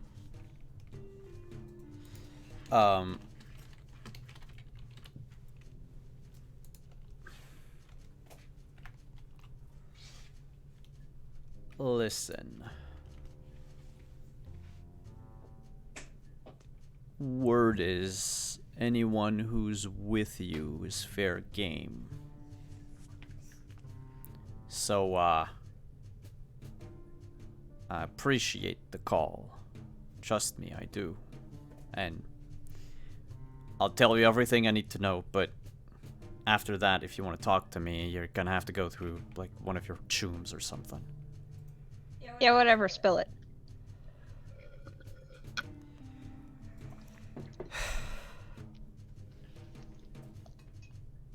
Yeah, the Raffen Shiv got, they got a pass from the Aldecaldos to... Can you mute yourself? I did. No. Okay, there. They got a pass from the Aldecaldos to come into town and get a nomad turned static, murderer, blah blah blah. You know who they're talking about. Except that,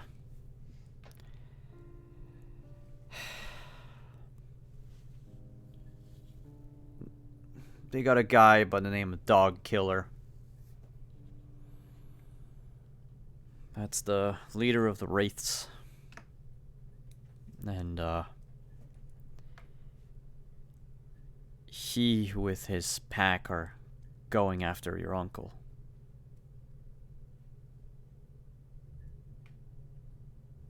It's not gonna take long before they find Shade, and they either kill him or... Well, they will kill him. Question is he gonna spill the beans and tell them where you live?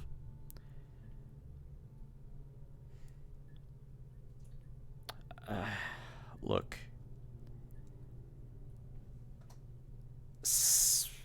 Apparently, whatever you... Look, I'm not judging. But whatever you did, or whatever it is that they think you did, is bad enough that one of the biggest clan is willing to let a bunch of psycho murderers into Night City just to get you.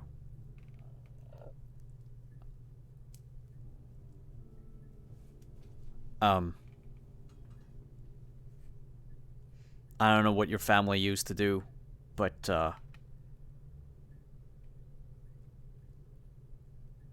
either one of them or you or Shade, you brought that upon yourself. My family ain't do shit. My uncle's the only problem. Well, listen, you don't have a family anymore. You don't have any backing. Any one of us that agrees to help you, even the harpies, are conflicted, to say the least. Don't worry, they're in my next call and I'm telling them to lie low and go hide somewhere. I don't need them to get in trouble because of me. Yeah.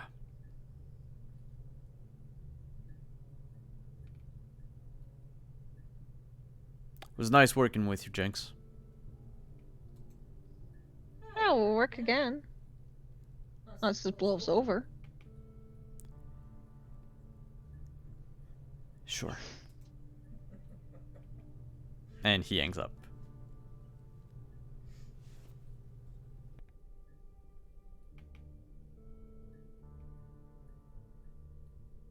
Okay, so I'll text the harpies and tell them to, like, disappear. And not to worry about helping me. Denver would ask about, what about the girl? Whatever. Forget her.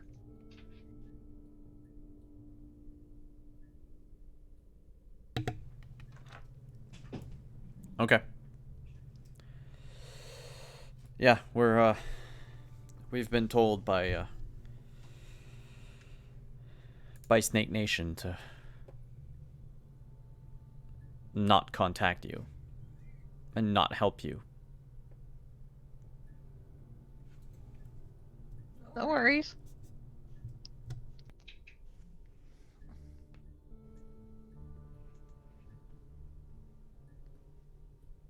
Like I told Maggie, we'll get in touch once this shit blows over.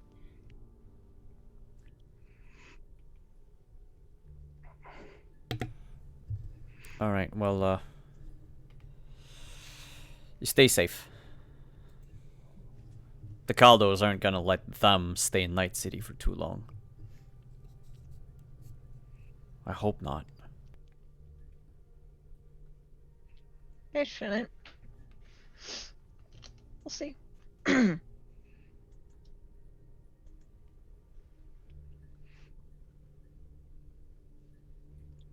I'll hang up.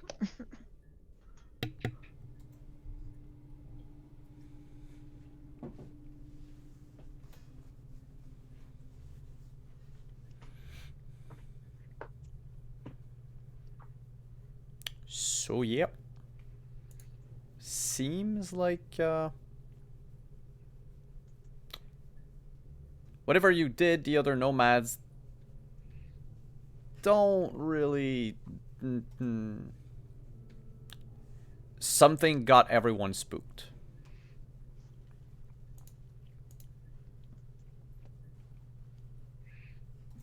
Jinx doesn't know what the fuck she did.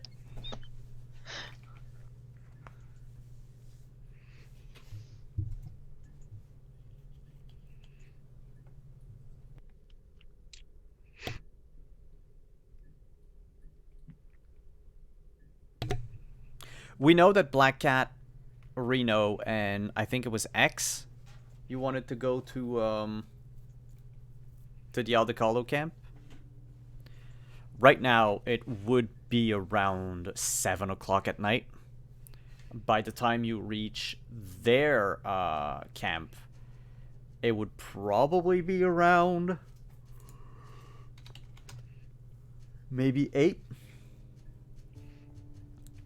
I'm looking at the map here real quick. Yeah, if you look at the Night City map, it is number 36. It is out of town by a long shot. It's to the southeast of Night City. I don't think my map is not to scale. But yeah, it's about an hour's drive away from the city. Hope someone brought a good mixtape.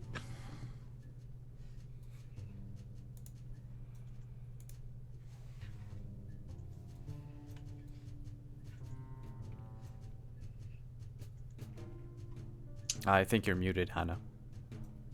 I was just looking at the map. Okay. Uh, so unless anyone has anything to do right away to that night, we could fast forward to the next day, when some of you are going out. I wanted to know, Mr. White, were you spending any time on that cyber deck tonight, in the comfort of your home?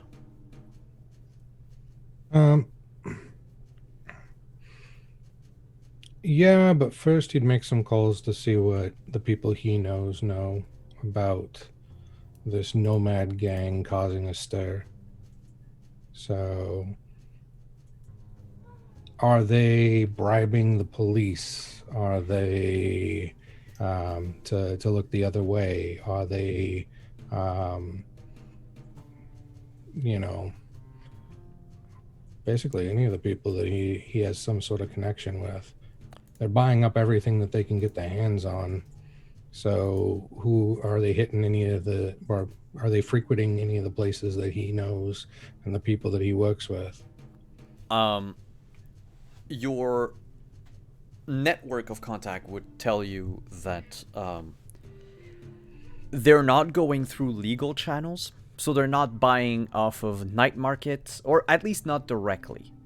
So if they do purchase stuff, it is probably through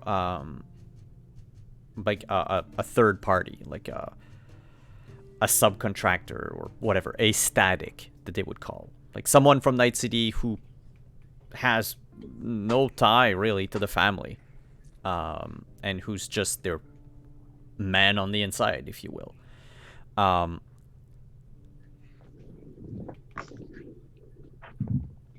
They, oddly enough, do not seem to have brought vehicles in the city. Okay. Like, you talk to the people that you know that live around the edges of the city, like near the bridges, and yeah, sure, there were a few like armored cars that came through, like an all-terrain vehicle, something that could resemble your armored RV, large pickup trucks, but like nothing that screamed like, hey, there's a family of nomads coming in. Like, because that's normally like a post-apocalyptic parade type of thing. Yeah. So it didn't look like that. Mind you, some of them could have been, but if that's the case, it might be like a dozen or so cars in the entire city. One thing that you would learn is that there's been a few more break-ins near the north side of South Night City. Okay. So we're talking around just north of number 33 and 34 on the map. So north of Medical Technologies, and of Savage Docks. Basically the quote unquote illegal Ripper Dock type of street clinics that you would have, and also one of the main like organ or limb replacement place in Night City. Okay. Which would be number 34, which is like on the edge of a combat zone, but north of that. So between that and the University District, there's been a lot of break-ins. NCPD has been patrolling the place. They've arrested a few people, and none of these people were residents of Night City. Okay. But that's all that your contacts know, like, because that's, you know, the stuff that they either read in the paper and sort of kept an eye out because, hey, that's strange. And that's been going on for 2 weeks. So they're thinking maybe, like, the amount of burglaries increased because people are like the people burglarizing. Anyway, the people breaking in and stealing people's property may be affiliated with the Rough and Shiv and may just be stocking up on stuff. But right now, they're not talking about weapons. They're not talking about vehicles or anything of the sort. It's like just valuables. Yeah. I'll shoot a text to Kiyoshi and say, your pet police force is going to be, if they haven't already, end up getting bribed by a group that likes to flash this symbol. They're here to cause a lot of mayhem and possibly a full body count. Do with that what you will. But I don't expect a response. So, but just feed some information that way. Feed some information to, well, who was it? Oh, I would, I'd need to let Nightjack know that I have an order that he needs to come through on since he's failed me twice. And I need it quick and I need it cheap. And 2 weapon chips, skill chips, doesn't matter what type. Doesn't matter who the previous owner was. And he needs to be careful because there are nomads looking to buy up a bunch of stuff, but they can't be trusted and they're known for taking more than buying. So he's prone to being double-crossed because he does everything out of a vehicle and they're known for being able to steal vehicles. He says 10-4 won't fail you now, Doc.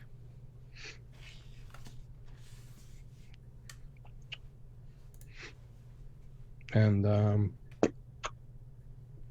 trying to think, who else would I want to warn about all this nonsense? Oh, with all of the medical break-ins and stuff being stolen, I'd probably send in a report to trauma team that we should probably be a little more careful because some calls might end up being ambushes to try and get additional supplies due to the uptick in both, in primarily medical grade goods being stolen.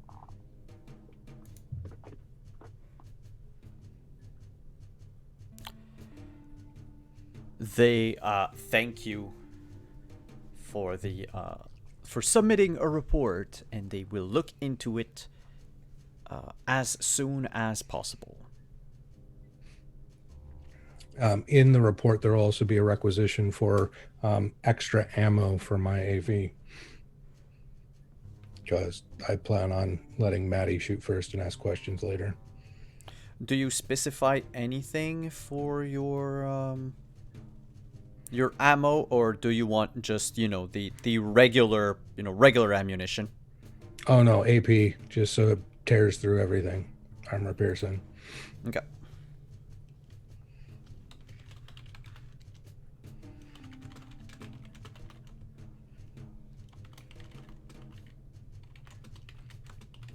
Okay.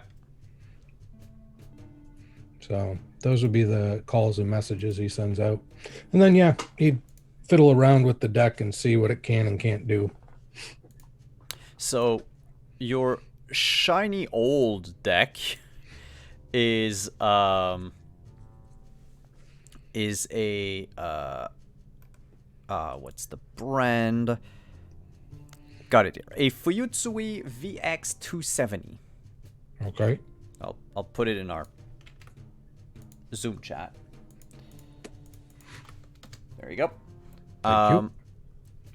So it is a very good cyber deck. backwards compatible. However, the compatibility is not as good. Like, it doesn't function at full capacity when you're on older systems. Basically, for the purposes of the game, unless I mention it, it works like a charm. Okay. But if I say, like, oh yeah, by the way, this piece of technology is old, you can connect to it, but then you would use the lesser of the two scores. Just to go into a bit of game mechanics for a second, your cyber deck, where's my appendix? There we go.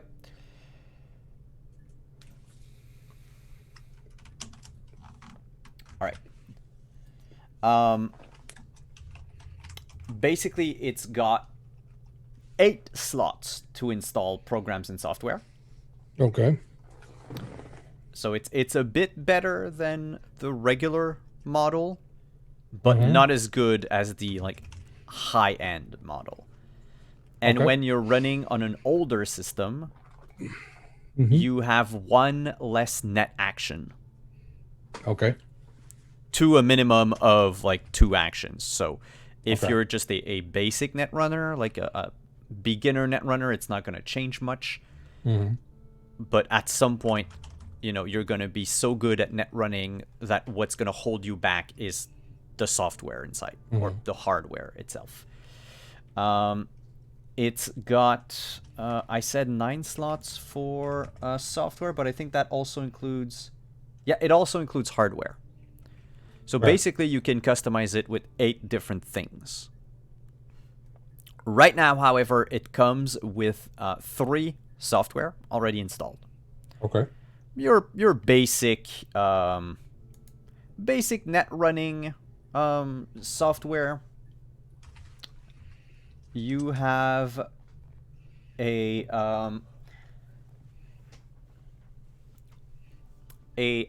program called the Shield, and you can check in the book what it does later.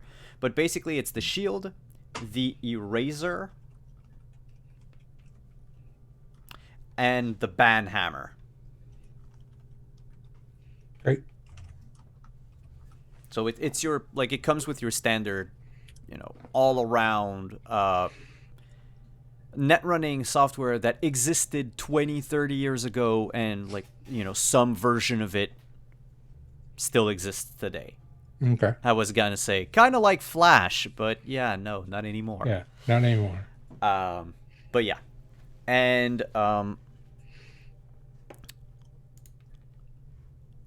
do you attempt to connect to the IEC data with it? Not yet. Well, I guess since everybody else is out doing something, yeah, I would have time for that. Do I work in the morning? Yeah, you're gonna have to work in the morning, but we're still, it's like 8, 9 o'clock at night. Oh, then yeah, I'd probably do that. Okay. Because I figure, correct me if I'm wrong, team, but I figured that the shopping that Trince and Jinx want to do, and the visit at the Aldecaldo is all stuff that's gonna be undertaken tomorrow. Okay. So we'll close the episode on this. Mr. White, you connect to the shards that you found in the old IEC servers like 3 seasons ago. The employee whose computer it was that you broke into was a member of the BRI, the Bartmoss Revitalization Initiative. Is that how you pronounce revitalization? Revitalization. Revitalization, yeah. Close enough. All right. Basically another name that you've seen used for the group of people that you grew up with.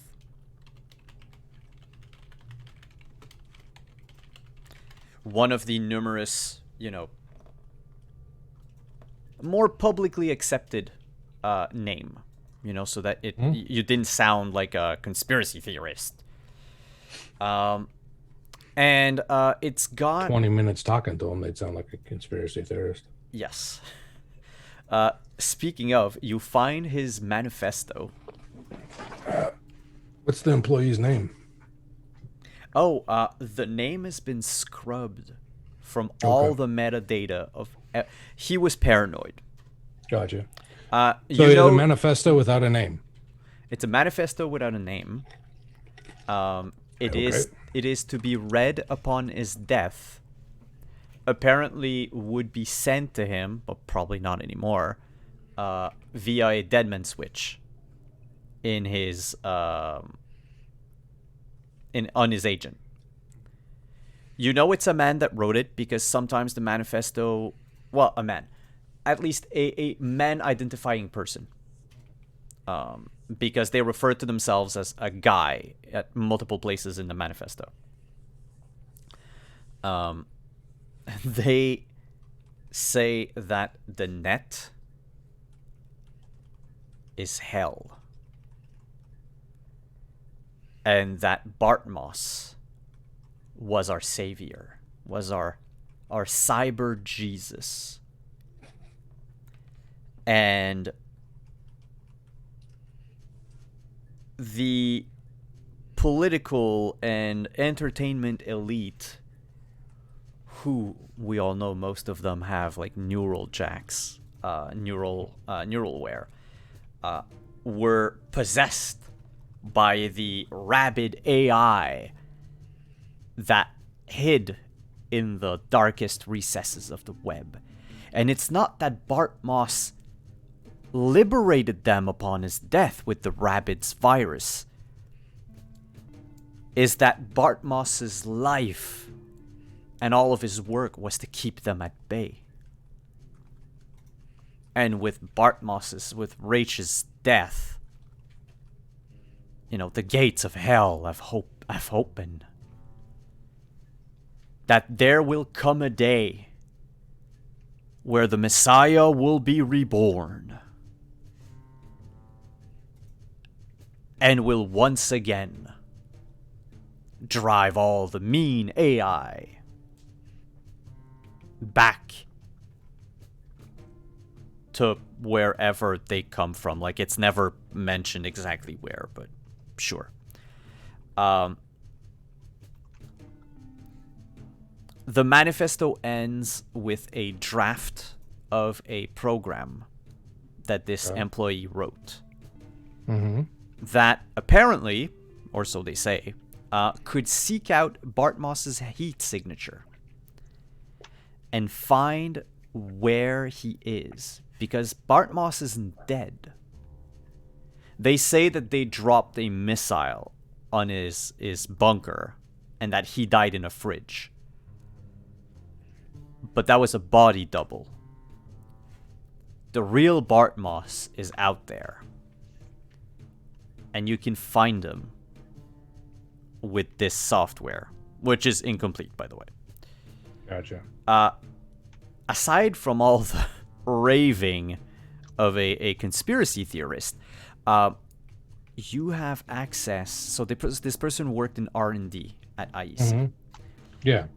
I should have access to all of, because what I ate were all of the files connected to the Soul Killer project. Oh, not just that. Well, yeah, their version of Soul Killer. Yeah. But also, you basically have a technical sheet for a buttload. There's a lot. There's like 500 projects that were either green-lighted or submitted in the absence of Arasaka.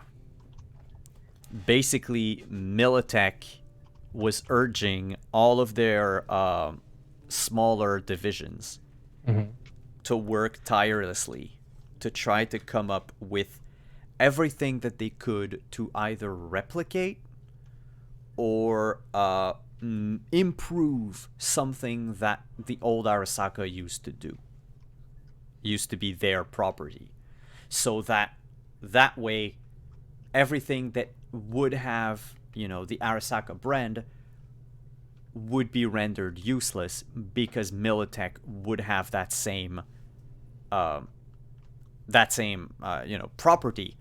And with the fact that Arasaka had a very bad reputation and were banned from America, like, their products can still be sold, but the company itself cannot have any offices in the United States.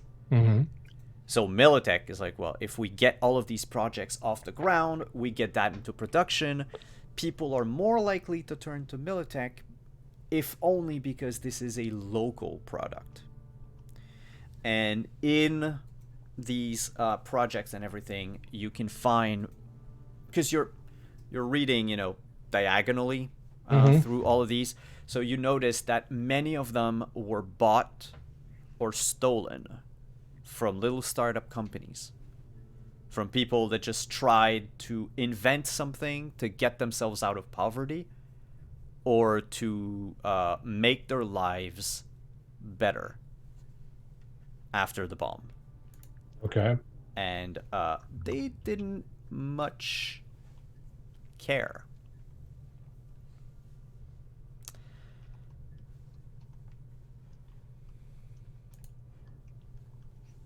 Gotcha. Now, their version of Soul Killer is flawed. Yeah. Basically, it worked in the short term, but in the mid and long term, the person's personality would become corrupted. And in the end, they actually never managed to know exactly, like, how far they could push someone, because all of the test subjects either were killed during, like, one of the tests, or their personalities had to be wiped. So what was the longest that they were able to stabilize a personality for? 8 months.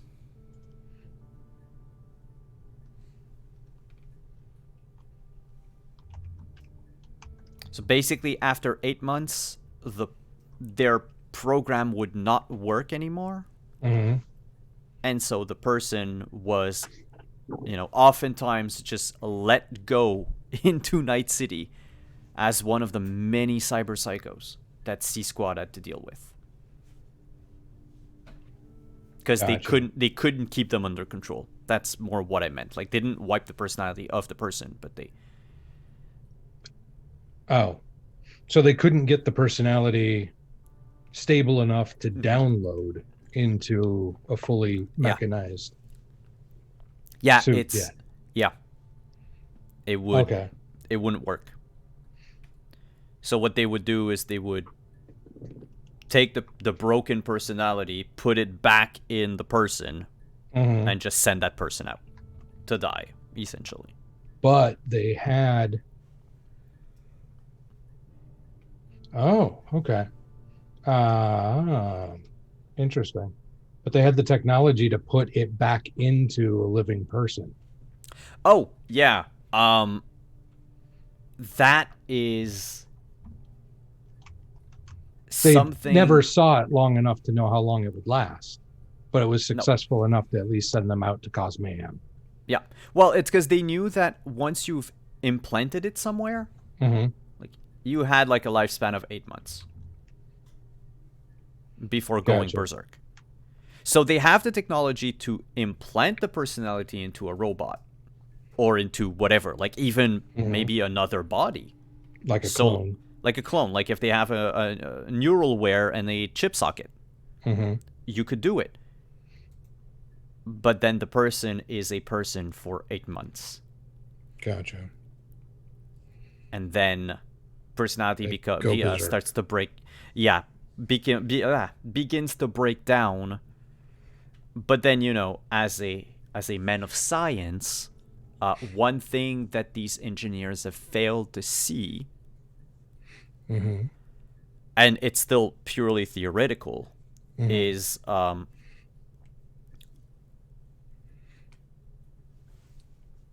when it started to fail, was it failing because of a like hardware program, or was it always failing because they never actually tried to put it in someone who barely had any cyberware whatsoever? Like, is there a correlation between the, let's say in game terms, the amount of humanity you have, or the amount of empathy that you have? Like, if the reversal killer drains your empathy over time, could someone with a lot of empathy survive longer? And does it stop after a while? Gotcha. Like, maybe if they had tried with someone who, because there's like an immense dissociation when you wake up one day and you're like, what the hell, I'm a robot? Oh, yeah, totally. Plus, they also weren't really willing subjects. So No. on top of it, you have that trauma as well. Yeah. And robots cannot benefit from medication. Nope. And they never, ever, not once in all the files that you saw, offered therapy to any of their subjects. Interesting.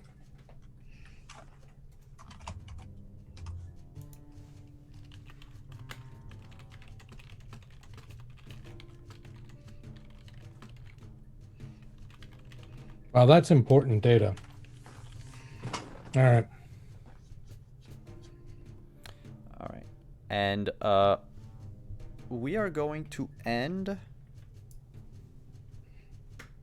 the session with one last phone call. This one to Jimenez. X, in the middle of the night, your agent goes off.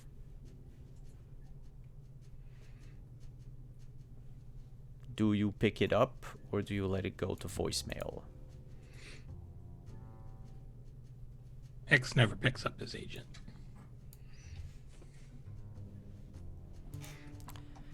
Someone leaves a voicemail. Hey, babe.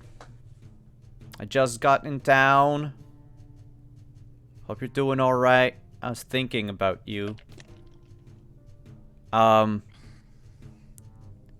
saw over on the data pools that you had a spat with Fiona. If you need a shoulder to cry on, I'm in Night City for a bit. I've been thinking about you, you know. I made it. So if you want to catch up, well, call me back at that number. Bye.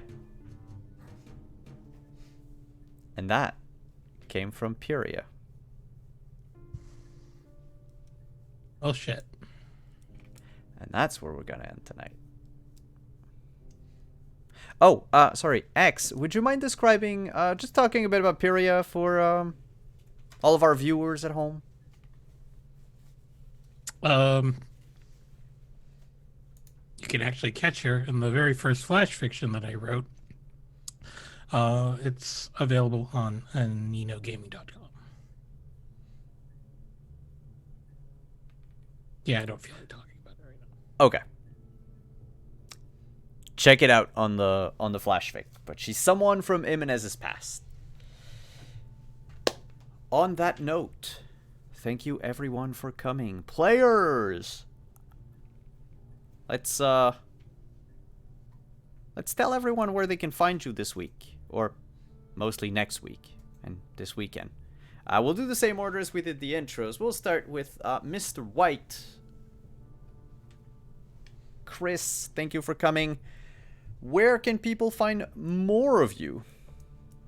Hey everyone, my name is Chris Geary. You can find me on Twitter at Chris Geary. You can find me every other Monday, so not this Monday, but the rotating one, so Monday the 8th, over on Action Fiction as the host of the Falkenstein Affair with Adelaide, and it's a badass 5 femme all cosplay cast, You should come see the sapphic shenanigans they get into. And For Chris Gary's like poetic DMing. Oh my lord. Art. and then you'll find me here on Fridays. Thank you, Adelaide. You'll find me here on Fridays playing Dr. Frost, aka Mr. White. And then you've got hopefully good things coming up in February or March. This first quarter is our target for public presence for Omens Rising. So check all that out as it starts to trickle out bit by bit as to what this science fantasy tabletop RPG is all about. Well, thank you once again for coming, Chris, tonight. Reno, Adelaide, where can we find you? And thank you for coming.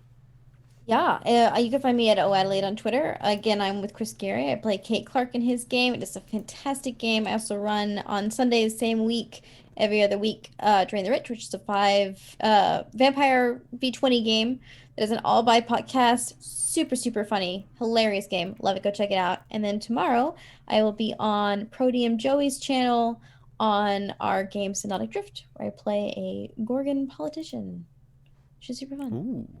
Yeah. Jinx, Rin, thank you for coming. Where can we find you? Here. At Heaven's Night on Twitter, or Burns Through the Rain in the Twitch, or... Also, I have Fix. There, I said it. I posted a new one just now. And there was one from last week, so I don't know if everybody saw that. But anyway, so... That's what I'm doing! You're annoying! Anyway, see you next Friday. Trins, Deirdre, thank you for coming. Where can we find you this week? Oh, that was so much fun. Thank you all. It's always wonderful to hang out with all these fine, fabulous folks on a Friday night and be totally, utterly chaotic. Hey, all, you know me. I'm at Deirdre Donlan on Twitter, or Praxagora Thesmiophoria as you see me around on Twitch. And Sunday, you can find me and someone else on this call over on my channel for The Romance of the Blue Rose, where I'm fully planning to just pop a big bag of popcorn as the GM and sit back and let the drama explode, because somebody used sorcery last week and some other people aren't too happy about it. So we'll see what happens.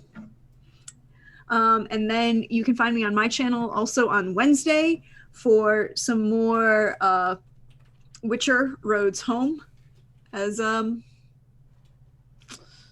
well, apparently there's a whole bunch of people sleeping, and there's might possibly, I don't know, there might be a concern of a dragon. We'll find out.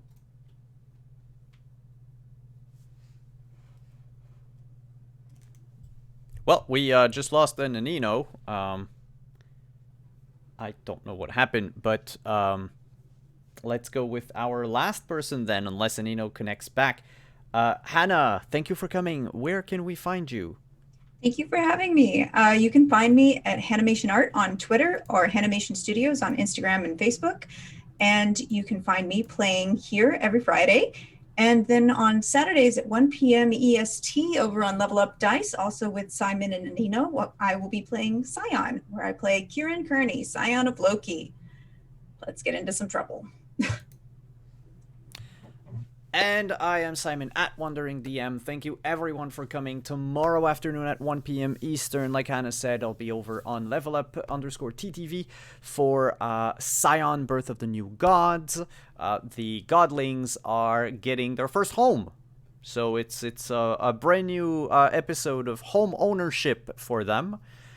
Then on Sunday night at 8 p.m. Eastern, I'll be over on Praxagoria Thesmophoria's channel to play my pretty little wolf boy in Romance of the Blue Rose. We almost died to a window last week, so that was fun. And then on Monday, I'll be over here GMing Rime of the Frost Maiden, our D&D 5e Icewind Dale campaign at 8 p.m. Eastern. Then on Wednesday, if you want some more Cyberpunk, there's Cyberpunk Phoenix, which is happening in the same continuity as this game. In fact, the Phoenix group met Dr. Carver, and they also met another person of the apartment building that none of the players here have bothered to ever talk with. So there's that. And then I'm glad that you get to actually play those characters out then with somebody. Yeah. In our apartment building, we never talked to them. We literally never talked to them. We- We talked to we avoid Barry the and Mormons. like Oh, it's not even the Miss Mormons. B, and that's it. Oh, It's, do you remember Zach Cook? Yeah. That was ages ago that we made him. I Yes, know. The blandest of bland. Well, It was bland. he's actually, I'll let you know, he's the regional manager for the Biotechnica branch here in California. and he's So what the living at fucking- our apartment building? Oh, he likes to, as he says, slum it up with the small folk. I'm kicking him out. It's it. I'm the superintendent. No, just raise his rent. Bye. Bye. Once you find out what yeah, his we can raise job his is, rent. There we go. I can raise just his rent. triple his rent. That's right. He can afford it. Call it a tax on the Beautiful. rich. And then, yeah, they met Dr. Carver. So, yeah, Cyberpunk Phoenix on Wednesdays at 8 p.m. Eastern. Then on Thursday, I am producing the Sirenscape and Talsorian show, Cyberpunk Out on a Limb. You should definitely watch this. Come watch the show, not only for the amazing RP of the cast, but also for the accents that the GM is able to pull, because he is the man of 1,000 accents, and it's, wow, it puts all of my shitty accents to shame.